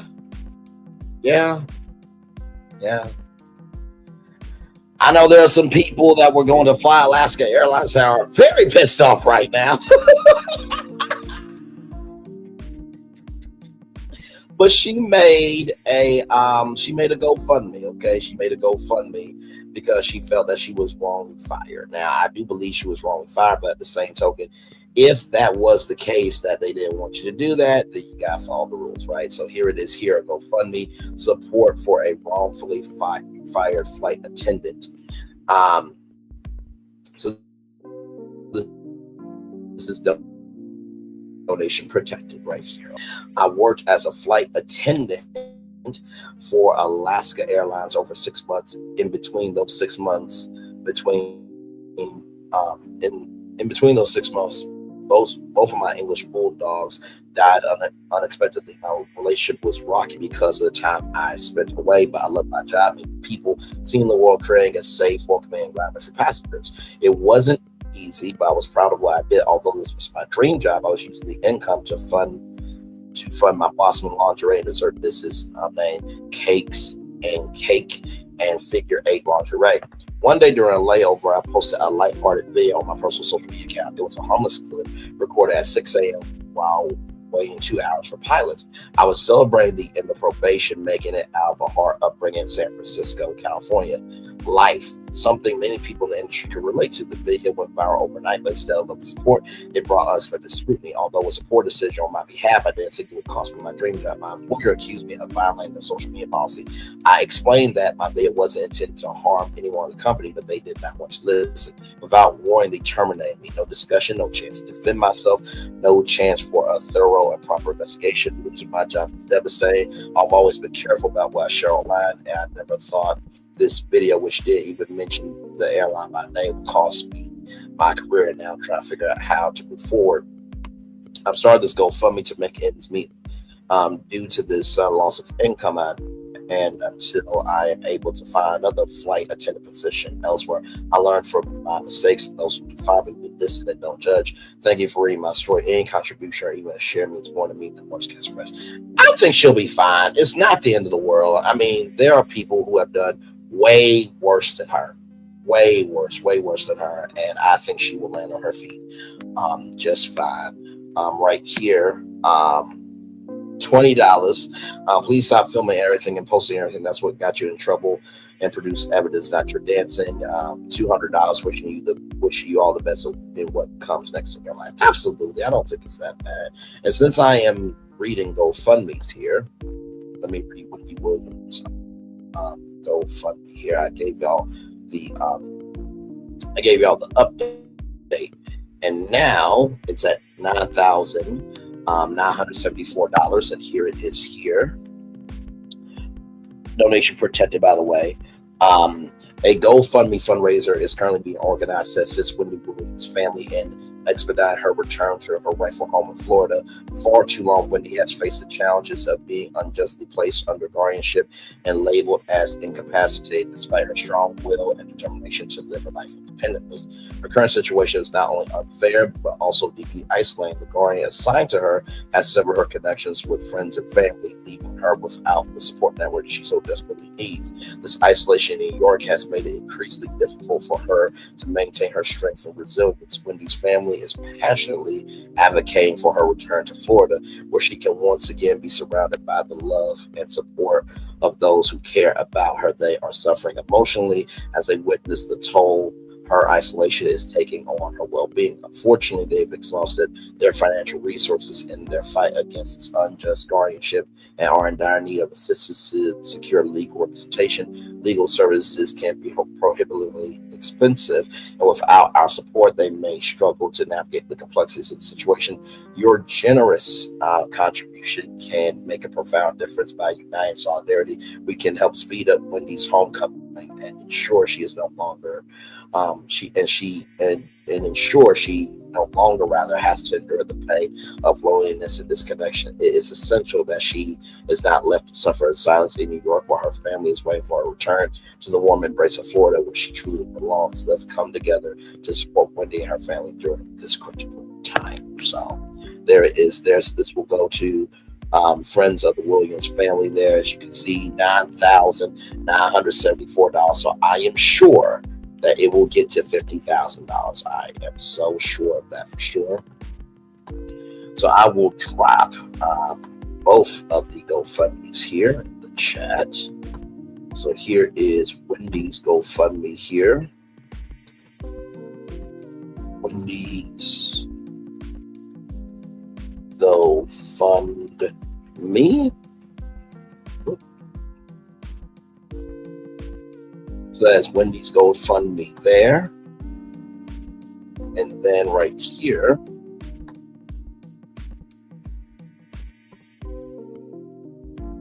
I know what some of y'all are thinking, like, Braylon, you are always supporting thick women, aren't you?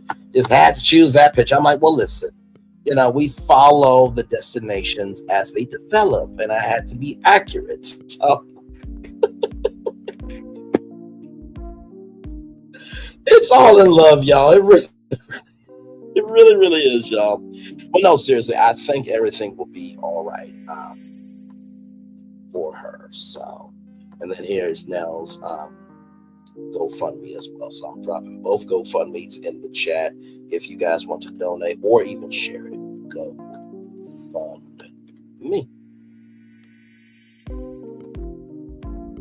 All right, so here it is here of the flight attendants GoFundMe right there. So there's the flight attendants now GoFundMe, and then of course here is Wendy Williams GoFundMe as well right there. All right, y'all. Our final destination for this evening. Whew, here we go with Starbucks, everybody. In case you did not know, you need to know. Here it is from BlackEnterprise.com. Starbucks is no longer allowing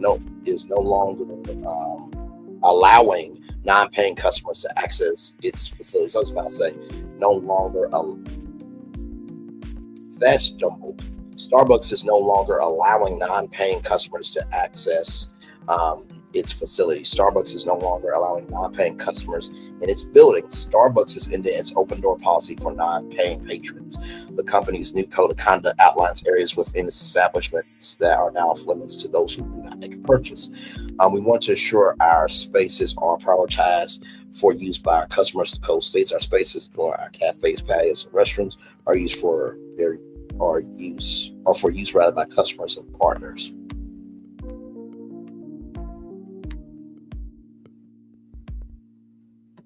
Hang on, y'all. Give me a moment. Okay, there we go. Okay. Starbucks spokesperson Jai Anderson released a statement to Fox News Digital, emphasizing the company's commitment to creating the best environment for patrons. She said the best way to achieve this is by setting clear expectation and excluding individuals who do not purchase products. We want everyone to feel welcome and comfortable in our stores, and as I said, by setting clear expectations for behavior and use of our spaces, we can create a better environment for everyone. The code of conduct also encourages employees to ask persons vaping, smoking, and panhandling to the premises. This marks a full departure from Starbucks' open door policy, which it instituted in 2022. Then Chairman Howard Schultz specified that all individuals were welcome to use the restroom, even without the intention to make a purchase. We don't want to become a public bathroom, Schultz says, but we're going to make the right decision 100% of the time and give people the key. 2018 policy change followed an incident in which Rasheen Nelson and Dante Robinson were arrested for not purchasing anything while waiting for a third companion. The incident, which involved a contentious exchange between the men and Starbucks employees, made headlines. Nelson and Robinson settled with the company, receiving an undisclosed amount of money and guaranteed 4 years of college tuition. Go ahead, very nicely done there.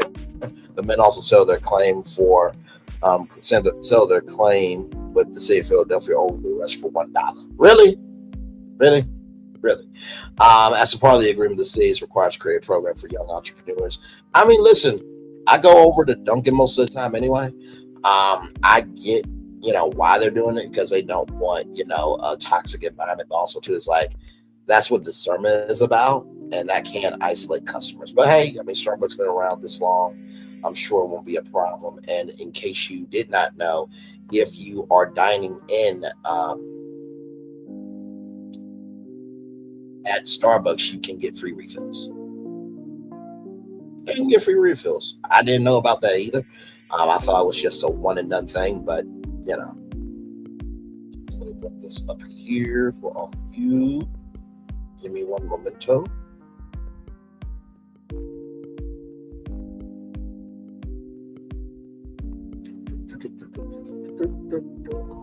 A jam-packed bonus edition of Virtual Tour Live tonight, y'all. Good Lord Jesus. Okay, here we go. It's loaded.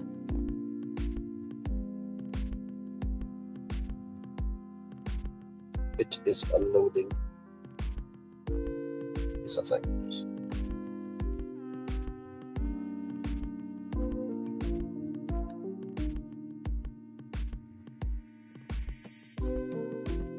Come on. Do math. To use Peter Griffin's words. You gotta watch Family Guy in order to understand the joke, y'all. Oh my Lord. And Family Guy is still on TV. That's crazy. To this day. Oh my God.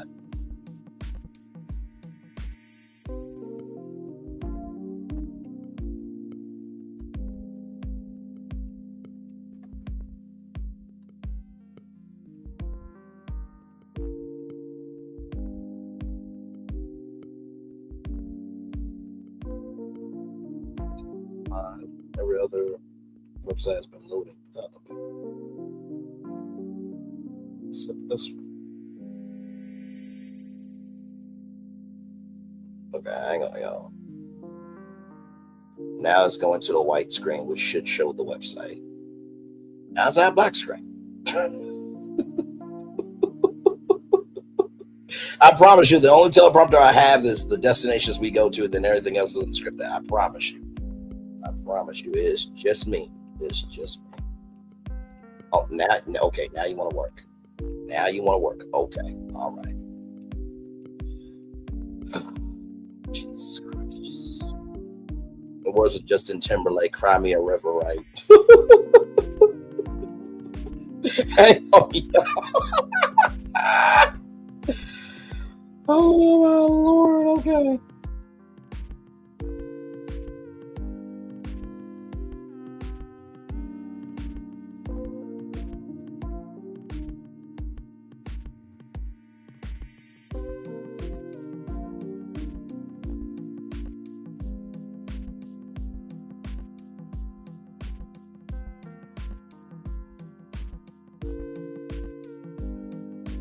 Okay, come on.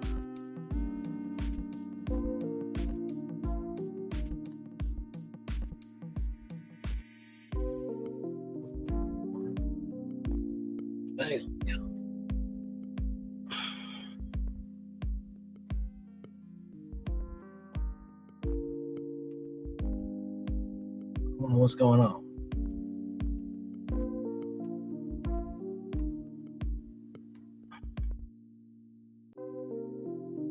Well, hang on. It's not letting me click anything. Hang on. Give me one moment. Hang on. I'll be right back.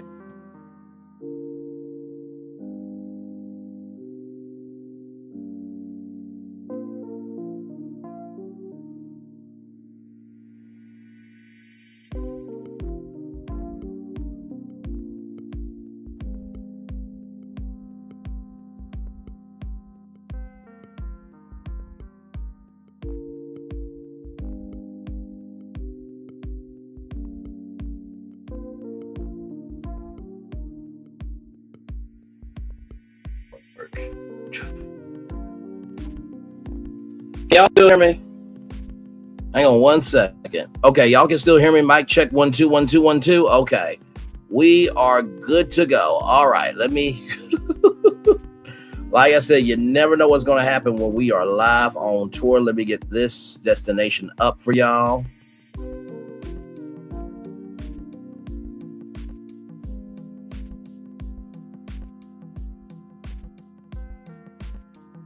Okay, give me a moment. Let me get back to y'all.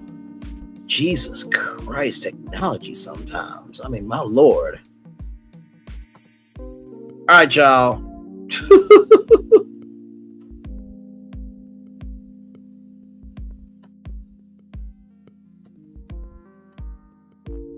What in the world? Hang on. Be right back.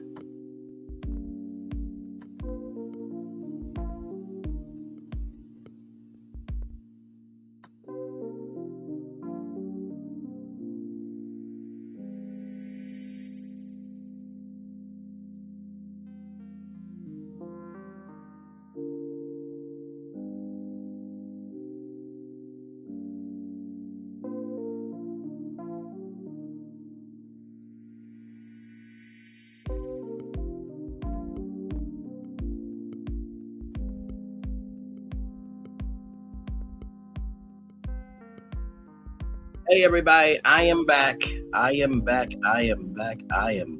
All right. So like I was saying before, like I said, I am totally fine.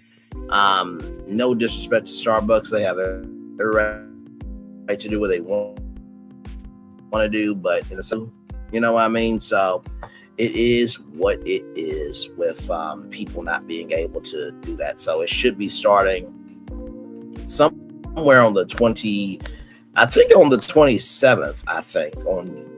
on January 27th, I think. Don't quote me though, but I think it will be that. So let me get this other article up for us here. All right, here we go, y'all. Here we go. From restaurantbusiness.com. This is one of the top websites for restaurant and QSR and everything else. Also, QSR is a good website as well. Fastcasual.com as well. So here it is here at Starbucks, no loitering with more free refills. The Seattle-based chain will no longer allow people to use its bathrooms or internet without buying something first, but it will also start giving free refills later this month to any customer who wants to stay a while. Right. Yep. Okay, I was right. January 27th. Okay. Customers will no longer be able to visit Starbucks for the bathroom or internet without buying something. But those who do want to buy something can stay as long as they want. And anybody, not just Starbucks Rewards members, which this used to be a thing, will be able to get free refills on coffee drinks starting January 27th. The Seattle-based chain, eager to change the environment inside coffee shops, are releasing a new code of conduct Monday, making it clear that the chain's amenities are for paying customers only. The code will be displayed in every store. This is a common practice that makes our spaces, including our cafes, patios, and restrooms, are for use by paying customers. Our partners, Sierra Trilling, Executive Vice President and President of North America, said in a letter to the system on Tuesday, Starbucks Rewards members have long been able to get free refills on the hot or cold beverages if they want to stay in its restaurants. But the program that rolls out later this month will be extended to all customers. The code of conduct is new and effectively ends an open door policy that enabled anybody to come in and use the restroom or hang out inside its restaurants. The company implemented that open door policy in 2018 following the arrest of 2 black men at a Philadelphia location who had bought anything. Implement a coffee house code of conduct is something most retailers already have, and it's a practical step that helps us prioritize our paying customers who want to sit and enjoy our cafes or need to use the restroom during their visit. The company says, statement by setting clear expectations for behavior and use of our spaces, we create a better environment for everyone. The company under CEO Brian Poole has made it clear a priority to return the chain to its roots as a traditional coffee shop where customers spend time hanging out with friends, meeting business associates, or getting some work done. Much of the focus publicly has been on conflict between that goal and the company's rapidly growing mobile order business, where customers waiting for such orders can clog lobbies. But Starbucks wants to make its cafes more inviting, believing that it could make its shops better places to visit, even when customers are just picking up a takeout order. The company plans to add more comfortable seating and let customers add cream to their own coffee again, opening free refills to any customer, not just members of its loyalty program. Could also make shops friendlier to the more occasional customers who abandoned the chains last year, leading to sales struggles for the chain. The code of conduct is certainly not limited to lawyering. It forbids customers using cafes, discrimination or harassment, abusive language outside, alcohol consumption, smoking, vaping, and panhandling. The policy also lets people know that they could be asked to leave if they violate the code, that workers may contact law enforcement. So there you go there. So starting January 27th, you won't be able to use the restroom anymore because you gotta buy something, but if you do buy something, you get free refills. So there it is there. Y'all, those are all of our destinations for this evening. A bonus edition of Virtual Tour Live. We did that 1 hour, 47 minutes, and 2 seconds. I'm going to turn my camera now because we've done the whole show for over an hour. Yes, we have. Woo! What a time, what a time, what a time. So what destination got to you? And I think the destination that got to me was really Wendy Williams, of course. I think we're all thinking about Wendy and wanting her to be free. That interview that happened on the Breakfast Club this morning was so heartbreaking, hearing her cry over maybe not able to see her dad for his 94th birthday. What a sad state of affairs there. And shout out to Alex Finney, who has been begging to do what it do for her auntie Wendy. And Alex deserves all the flowers. She really, really does. 106 & Park, the fact that it could come back, I'm excited about it. I do think they need to try that Black Entertainment News format, because I think, Entertainment News is live every single day. And believe me, I know about it because I am about it. And I think that format would be a lot of good. The fact that you'll be able to stream the Super Bowl on Tubi, beyond amazing. I think that is going to open up so many doors for people who, instead of, watching it on Fox. And by the way, y'all, people will be watching it on Fox. But I do believe that will actually allow Tubi to reach new audiences. Like, hey, just pull up Tubi and watch the Super Bowl. The California fires, the fact that there are people committed arson is beyond stupid. They need to be arrested and handled because, committing a small fire, you already have these fires going around you. It's just ridiculous. The Rock, just do the right thing by people. I mean, you are the people's champ and everything in between. So execute that. Energy, Matt and Rachel, they went for 4 long years, and that is nothing to sneeze at. Like I said, we don't know what's going on behind the scenes, but prayers up for sure. Blessings to Grant Ellis, the new Bachelor, the second Black Bachelor in the history of the franchise, and prayers and also much love, grace, and space to that beautiful woman there, Antoinette Louise, who is Miss Texas. I actually want to reach out to her and see if I can, do a interview with her, because it seems like she has a lot of life that she has lived. And that is something I really want to do this year, is really interview people, because I feel like that is a gift that I have. And I truly I truly do believe that that's in me to do. Because if we cover this much stuff, just imagine hearing the voices from the people that we cover. You know what I mean? So yes, Louise, I hope to interview Antoinette, Louise, and many more people this year. Main thing is just schedule. And it's just me, okay? But yeah, like I said, prayers up to Matt and Rachel, because that was a relationship to them. You know what I mean? Nelle Diala, the former flight attendant for Alaskan Airlines, I think you will be fine. You learned your lesson. And it created that virality. And so hopefully, you know, Alaskan Airlines will be maybe a little more loose. I know if you worked for Virgin America, they would not mind that, because they're all about diversity, equity, inclusion, individuality, and belonging. So yes, indeed. In Starbucks, no more loitering, but offering free refills. You know, I wouldn't mind going to Starbucks and getting free refills. If I could pay a $5 cup of coffee and get refills as I'm there working and stuff, I would not mind that at all. But I do think they need to be careful, because this could backfire on them, right? And you know, if you do see somebody trying to use the restroom, if you can pay a $5 coffee for them to go use the restroom, do it. It's not going to hurt Starbucks, and if anything, I actually bring more customers back. So, but this could be a very dicey policy for them. So yeah. Woo! What a bonus edition of Virtual Tour Live tonight. I told y'all it was going to be a good time. Like I said, I was not going to do a bonus show tonight. I thought I was just going to do, you know, the Wendy Williams Breakfast Club interview. But I'm like, after doing that, I'm just like, no, there's more destinations to talk about. And so I saw 106 Park. I saw the NFL yesterday. Definitely want to talk about that. I saw, you know, Matt+Rachel yesterday, The Rock yesterday. Starbucks thing, that was new for me. And Nelle Diala, that just happened today. So I was like, okay, we'll do a bonus show and talk about all these destinations. So yeah. We'll chill out to a 2-hour show. And then we will head on out of here. But yes, indeed, what a jam-packed show for sure. Give me one moment, y'all.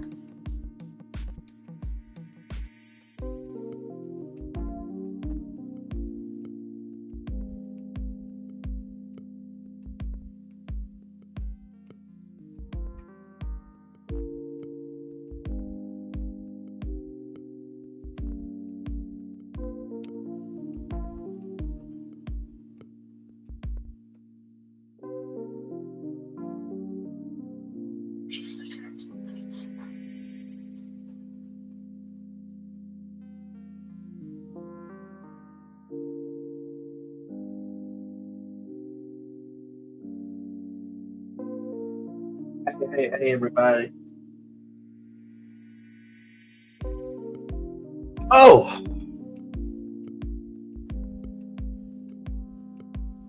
Okay, I definitely will.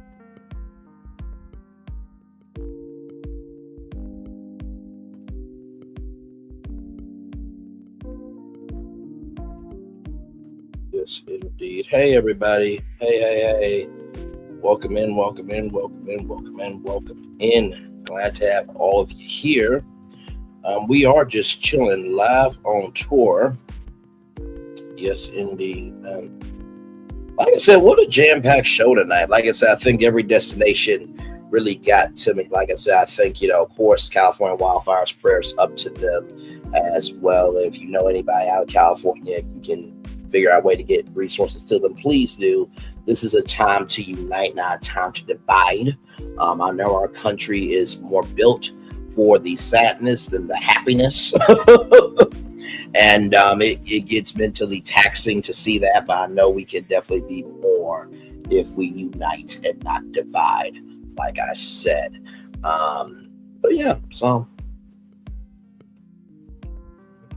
yes, indeed.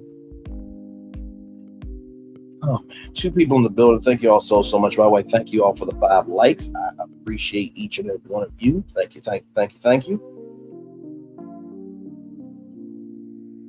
Yes, indeed. So good show tonight. Like I said, we'll round it out at a 2-hour show here, and now I'll read y'all the Daily Motivator, and then we'll head on out of here. Witness indeed.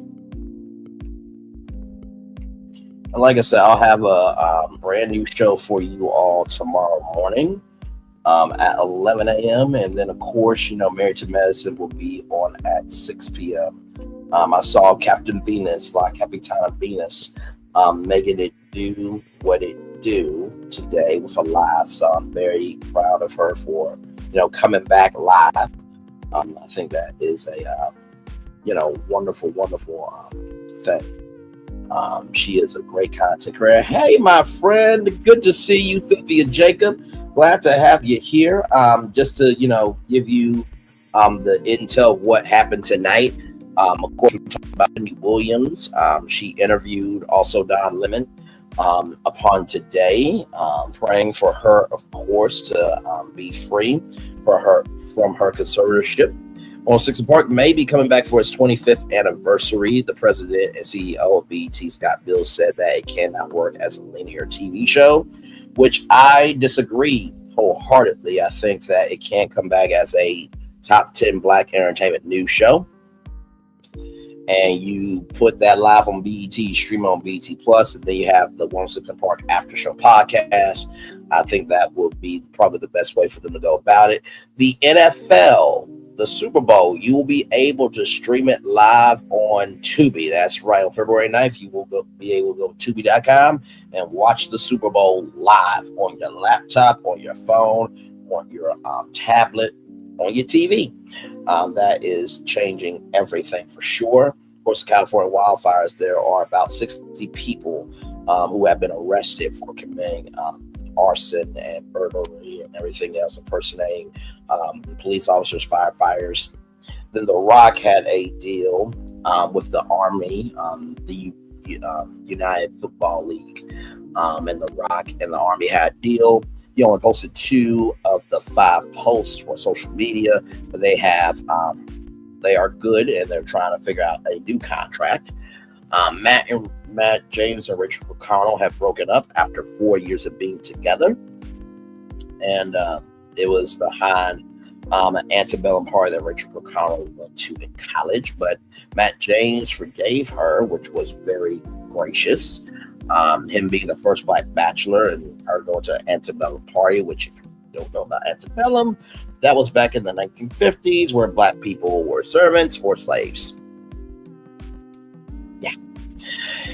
And Nelle Diala was a former flight attendant for Alaskan Airlines, and she worked on an airplane before they flew.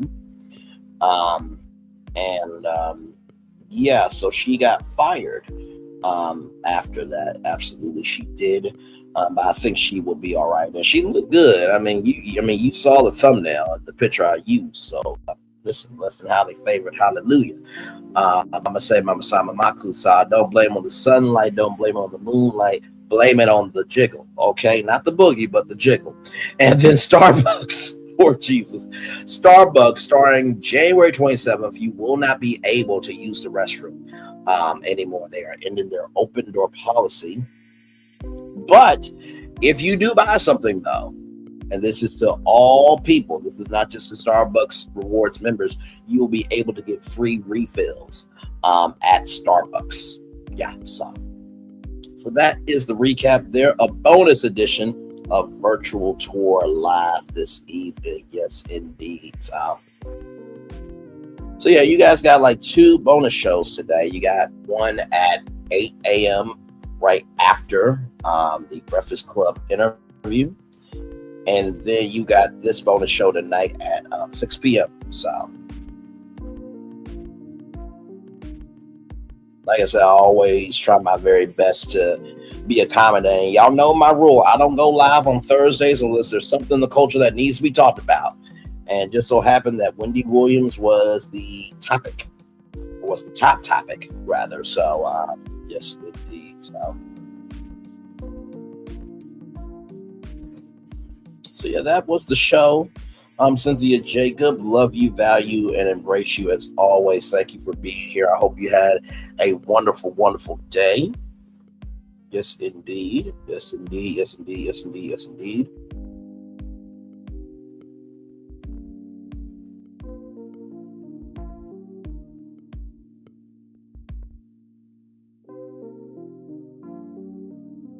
And believe me, it has been uploads, shorts, posts, live streams of Wendy Williams all day today. Do you hear me?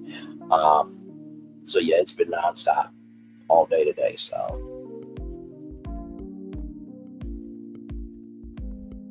yes, indeed. So.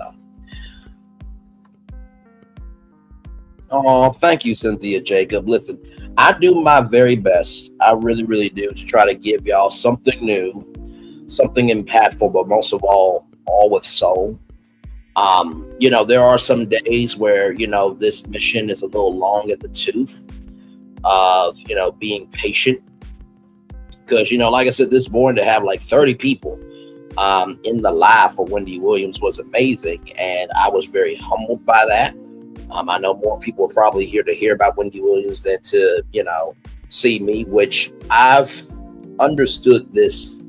I've understood this principle a long time ago. If you care about the format and you care about the subject, they will eventually come to care about you. And so that's why I rest in who I am as a person. I don't let the wind push me or sway me. I let the ground connect with me to figure out how I need to move for myself as a person. So, like I said, do I wish there were 30 people over here now? Absolutely I do, because I know we produce that content that would bring 30 people over here on a consistent basis. Also, too, I understand and respect the content so much that if I honor that, people will eventually like me. So that don't mean it doesn't get easy. That doesn't mean it doesn't get easy. That doesn't mean it's not easy. But when you understand the assignment is bigger than you and you invest in yourself outside of your vehicle, then the platform will always thrive. Amen. Amen, amen, amen, amen to that.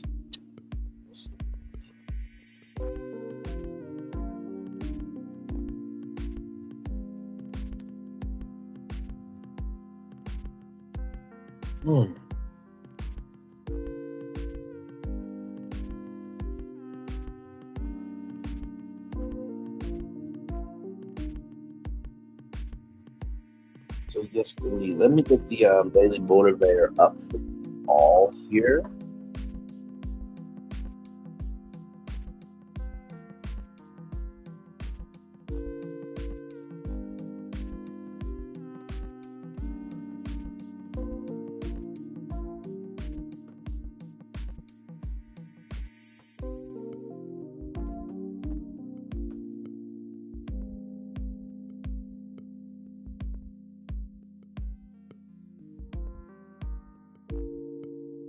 Okay, here we go, y'all. Here we go. Let me get the daily motivator up for you all.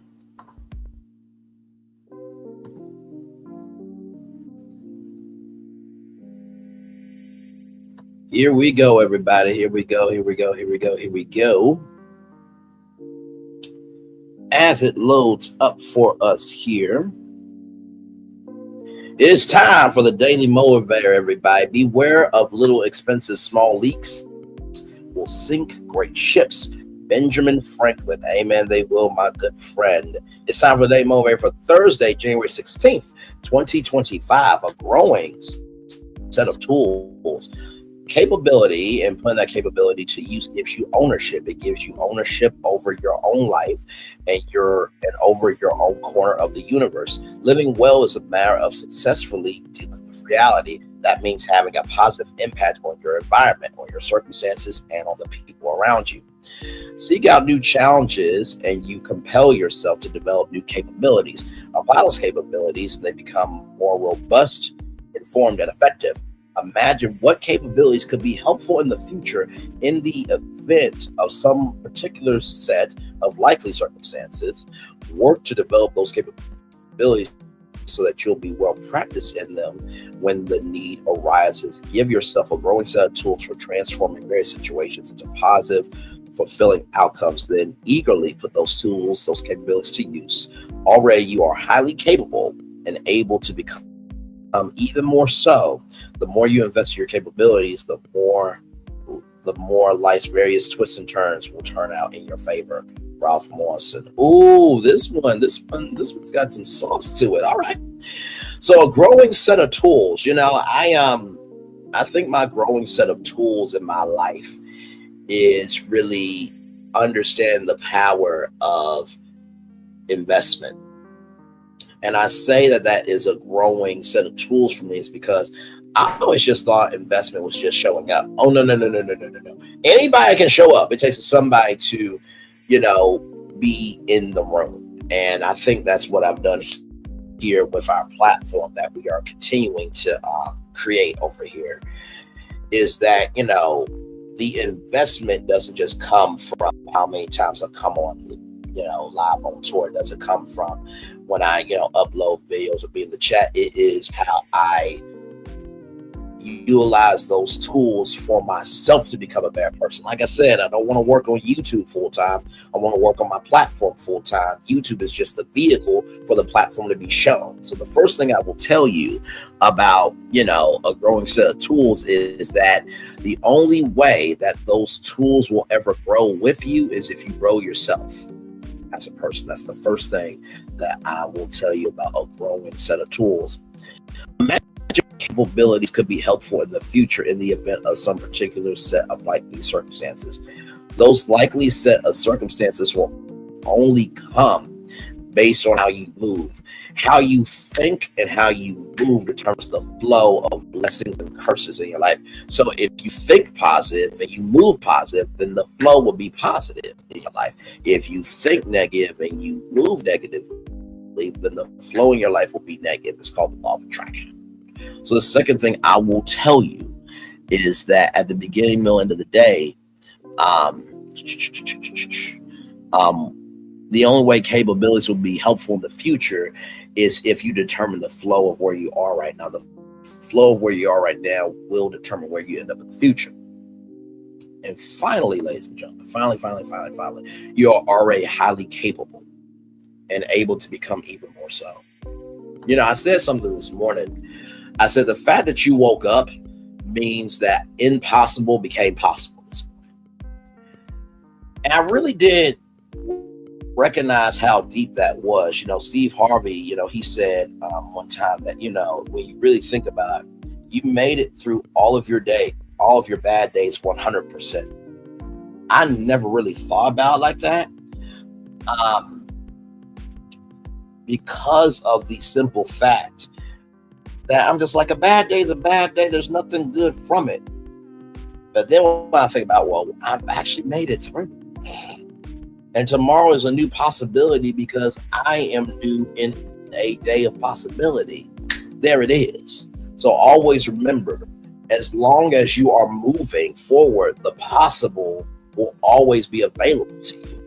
As long as you're moving forward, the possible will always be available to you. As long as you are moving forward, the possible will always be available to you. And with that being said, everybody, it's time for the best outro on YouTube. Know what you do and do what you know. Never say you want more special, because you are always born a blessing. And trust, you may not be where you want to be, but by the end of it, you'll be where you need to be. Do what you've been chosen to do. Why is one thing to call yourself is another thing. Be chosen. One love, much love, all love.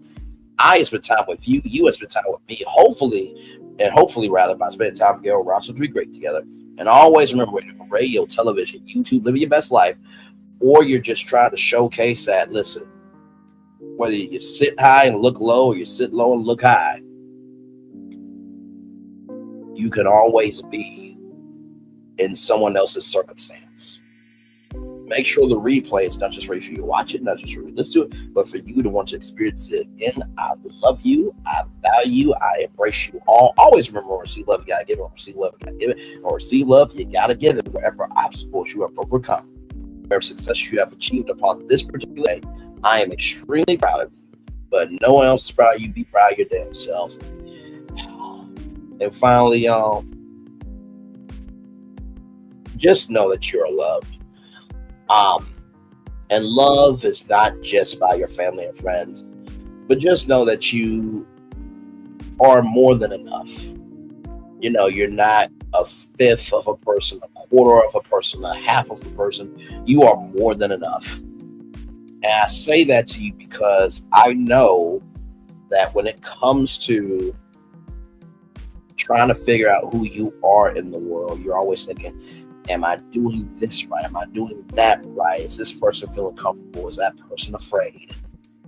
I will let you know something. Everybody is afraid of the unknown, but everybody is open to what can be. And as long as you are open to what can be, the unknown will be an easier space to navigate because you are giving everything you have of your best energy to get to the possibilities of what can be. Commercial break and fireworks are coming your way for the day that was, for the day that's coming, for the blessings are on the way for you, me, all of us, as a society, as a people, as a culture. And guess what, everybody? I feel the love. I send it right back to you. Good night, everybody. Love you all. Bye-bye.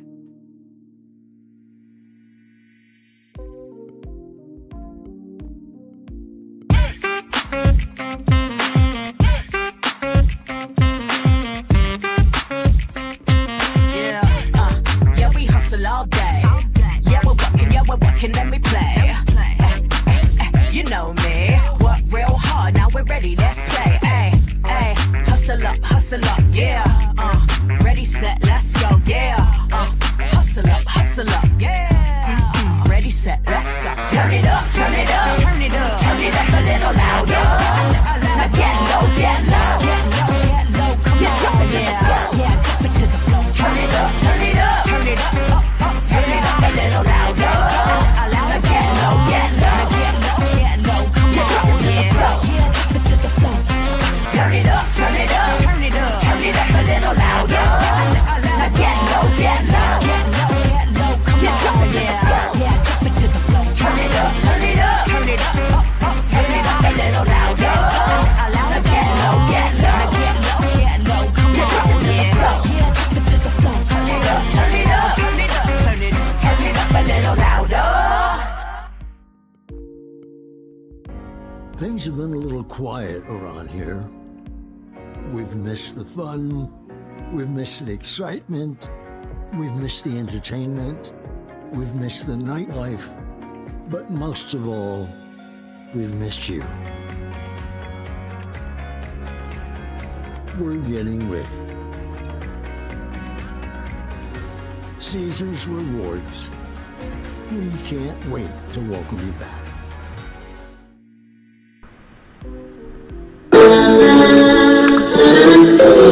Sweet boy and blue, one look at you, and it was plain to see you were my destiny. God, you were found. I come from your face. Our son is your son. Welcome to the celebration.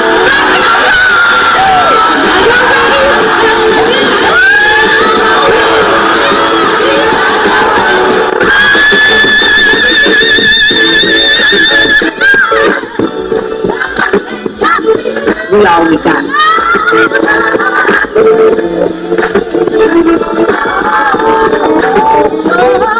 I'll see that. Don't you leave here to go for happiness. I want you to leave here to show.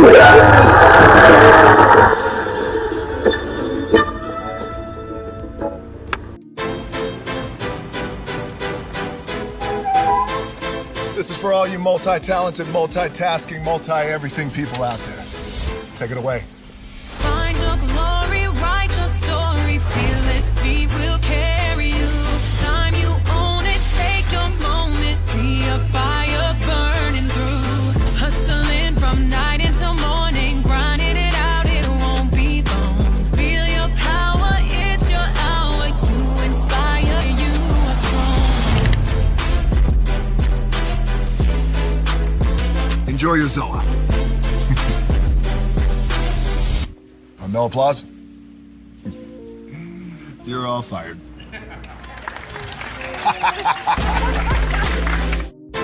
Now that you've reached the stage in your life where quality television is important, Nubian TV is a black network that speaks to your lifestyle. Nubian TV is the world's first digital network devoted to the upscale and political lifestyles of black people. Nubian TV's programming includes politics, travel, fashion, food, automotive, arts and culture, civil rights, music, and more. Watch now on Amazon Fire TV, Roku, or watch globally at nubiantv.net. Nubian TV, it's what you want to watch.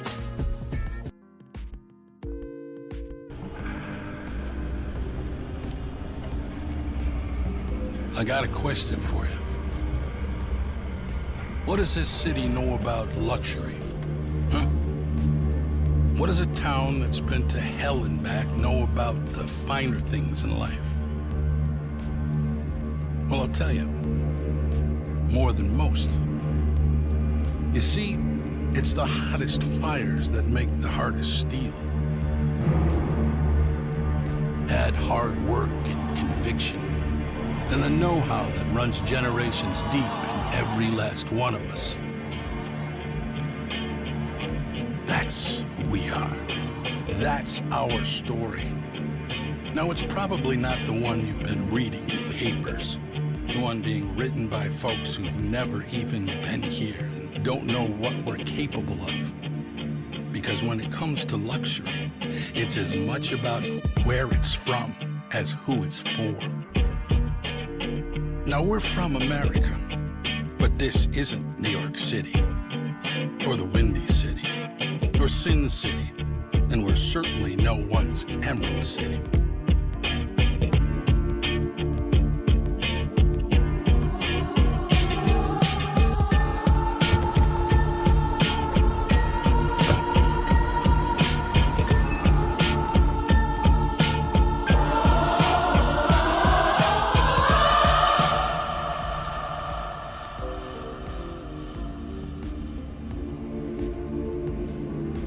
This is the Motor City, and this is what we do.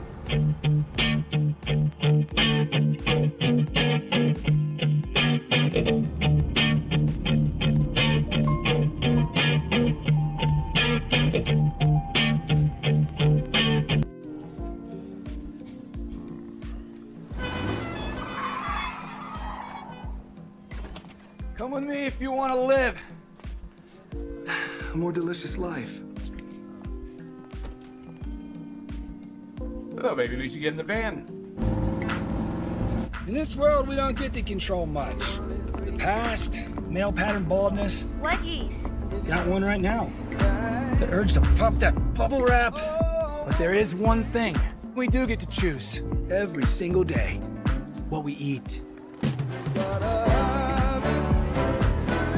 Welcome to the Sonic Department of Research and Deliciousment. We have everything you want, didn't know you wanted, and some things you didn't know were possible. Because we believe if you're not having fun, you're not living free. So come on, let's live a little. Hey, good morning, America.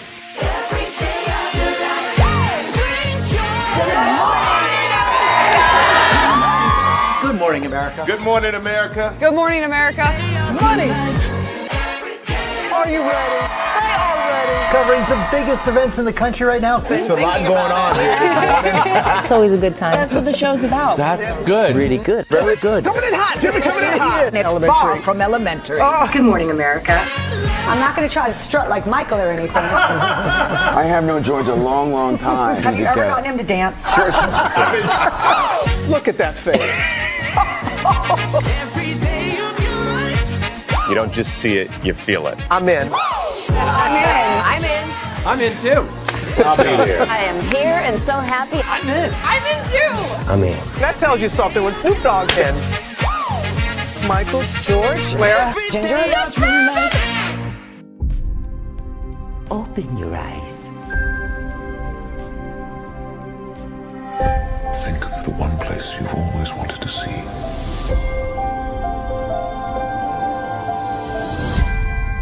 where our magic comes from? They say if you dream a thing more than once, Please, please, please. it's sure to come true. Everything you see exists together in the great circle of life.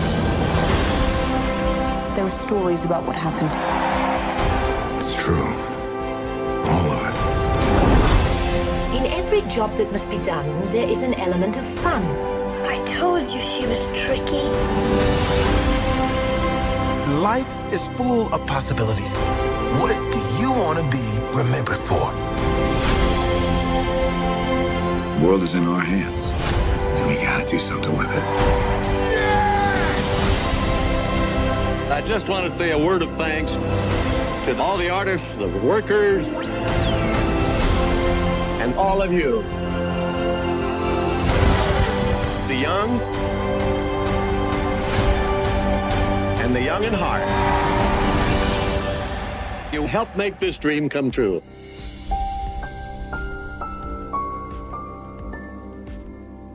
I thought I should tell you they've been talking about you. Yeah, they've been talking about you. They've been talking about the fact that they've done everything they could to stop you and everything they could to block you, but you still win. They've been talking about the fact that they have undermined your success and they have tried to sabotage your seasons, but you keep winning. They've been talking about the fact that even though they don't like each other, they get together to try to kill you, but you keep winning. They've been talking about the fact that you were voted least likely to succeed, but like cream, you keep rising to the top. They've been talking about how they tried to burn your world down, but like the phoenix, you rose from the ashes. They've been talking about you. And you know what they say? Oh, she's just lucky. He's just lucky. But no, you ain't lucky. You're anointed. You got something on you. You got favor on you. You got power on you. You were born to win. Now they can call it luck, but it's grace. They can call it luck, but it's favor. But whatever they call it, it doesn't matter, because you know what God calls you? Do you know what God calls you? A winner. I thought I should tell you they've been talking about you. Yeah, they've been talking about you. They've been talking about the fact that they've done everything they could to stop you and everything they could to block you, but you still win. They've been talking about the fact that they have undermined your success and they have tried to sabotage your seasons, but you keep winning. They've been talking about the fact that even though they don't like each other, they get together to try to kill you, but you keep winning. They've been talking about the fact that you were voted least likely to succeed, but like cream, you keep rising to the top. They've been talking about how they tried to burn your world down, but like the phoenix, you rose from the ashes. They've been talking about you. And you know what they say? Oh, she's just lucky. He's just lucky. But no, you ain't lucky. You're anointed. You got something on you. You got favor on you. You got power on you. You were born to win. Now they can call it luck, but it's grace. They can call it luck, but it's favor. But whatever they call it, it doesn't matter, because you know what God calls you? Do you know what God calls you? A winner. I thought I should tell you they've been talking about you. Yeah, they've been talking about you. They've been talking about the fact that they've done everything they could to stop you and everything they could to block you, but you still win. They've been talking about the fact that they have undermined your success and they have tried to sabotage your seasons, but you keep winning. They've been talking about the fact that even though they don't like each other, they get together to try to kill you, but you keep winning. They've been talking about the fact that you were voted least likely to succeed, but like cream, you keep rising to the top. They've been talking about how they tried to burn your world down, but like the phoenix, you rose from the ashes. They've been talking about you. And you know what they say? Oh, she's just lucky. He's just lucky. But no, you ain't lucky. You're anointed. You got something on you. You got favor on you. You got power on you. You were born to win. Now, they can call it luck, but it's grace. They can call it luck, but it's favor. But whatever they call it, it doesn't matter, because you know what God calls you? Do you know what God calls you? A winner. Caesar. Just look at him. Politician. General. Author. Ruler. Man.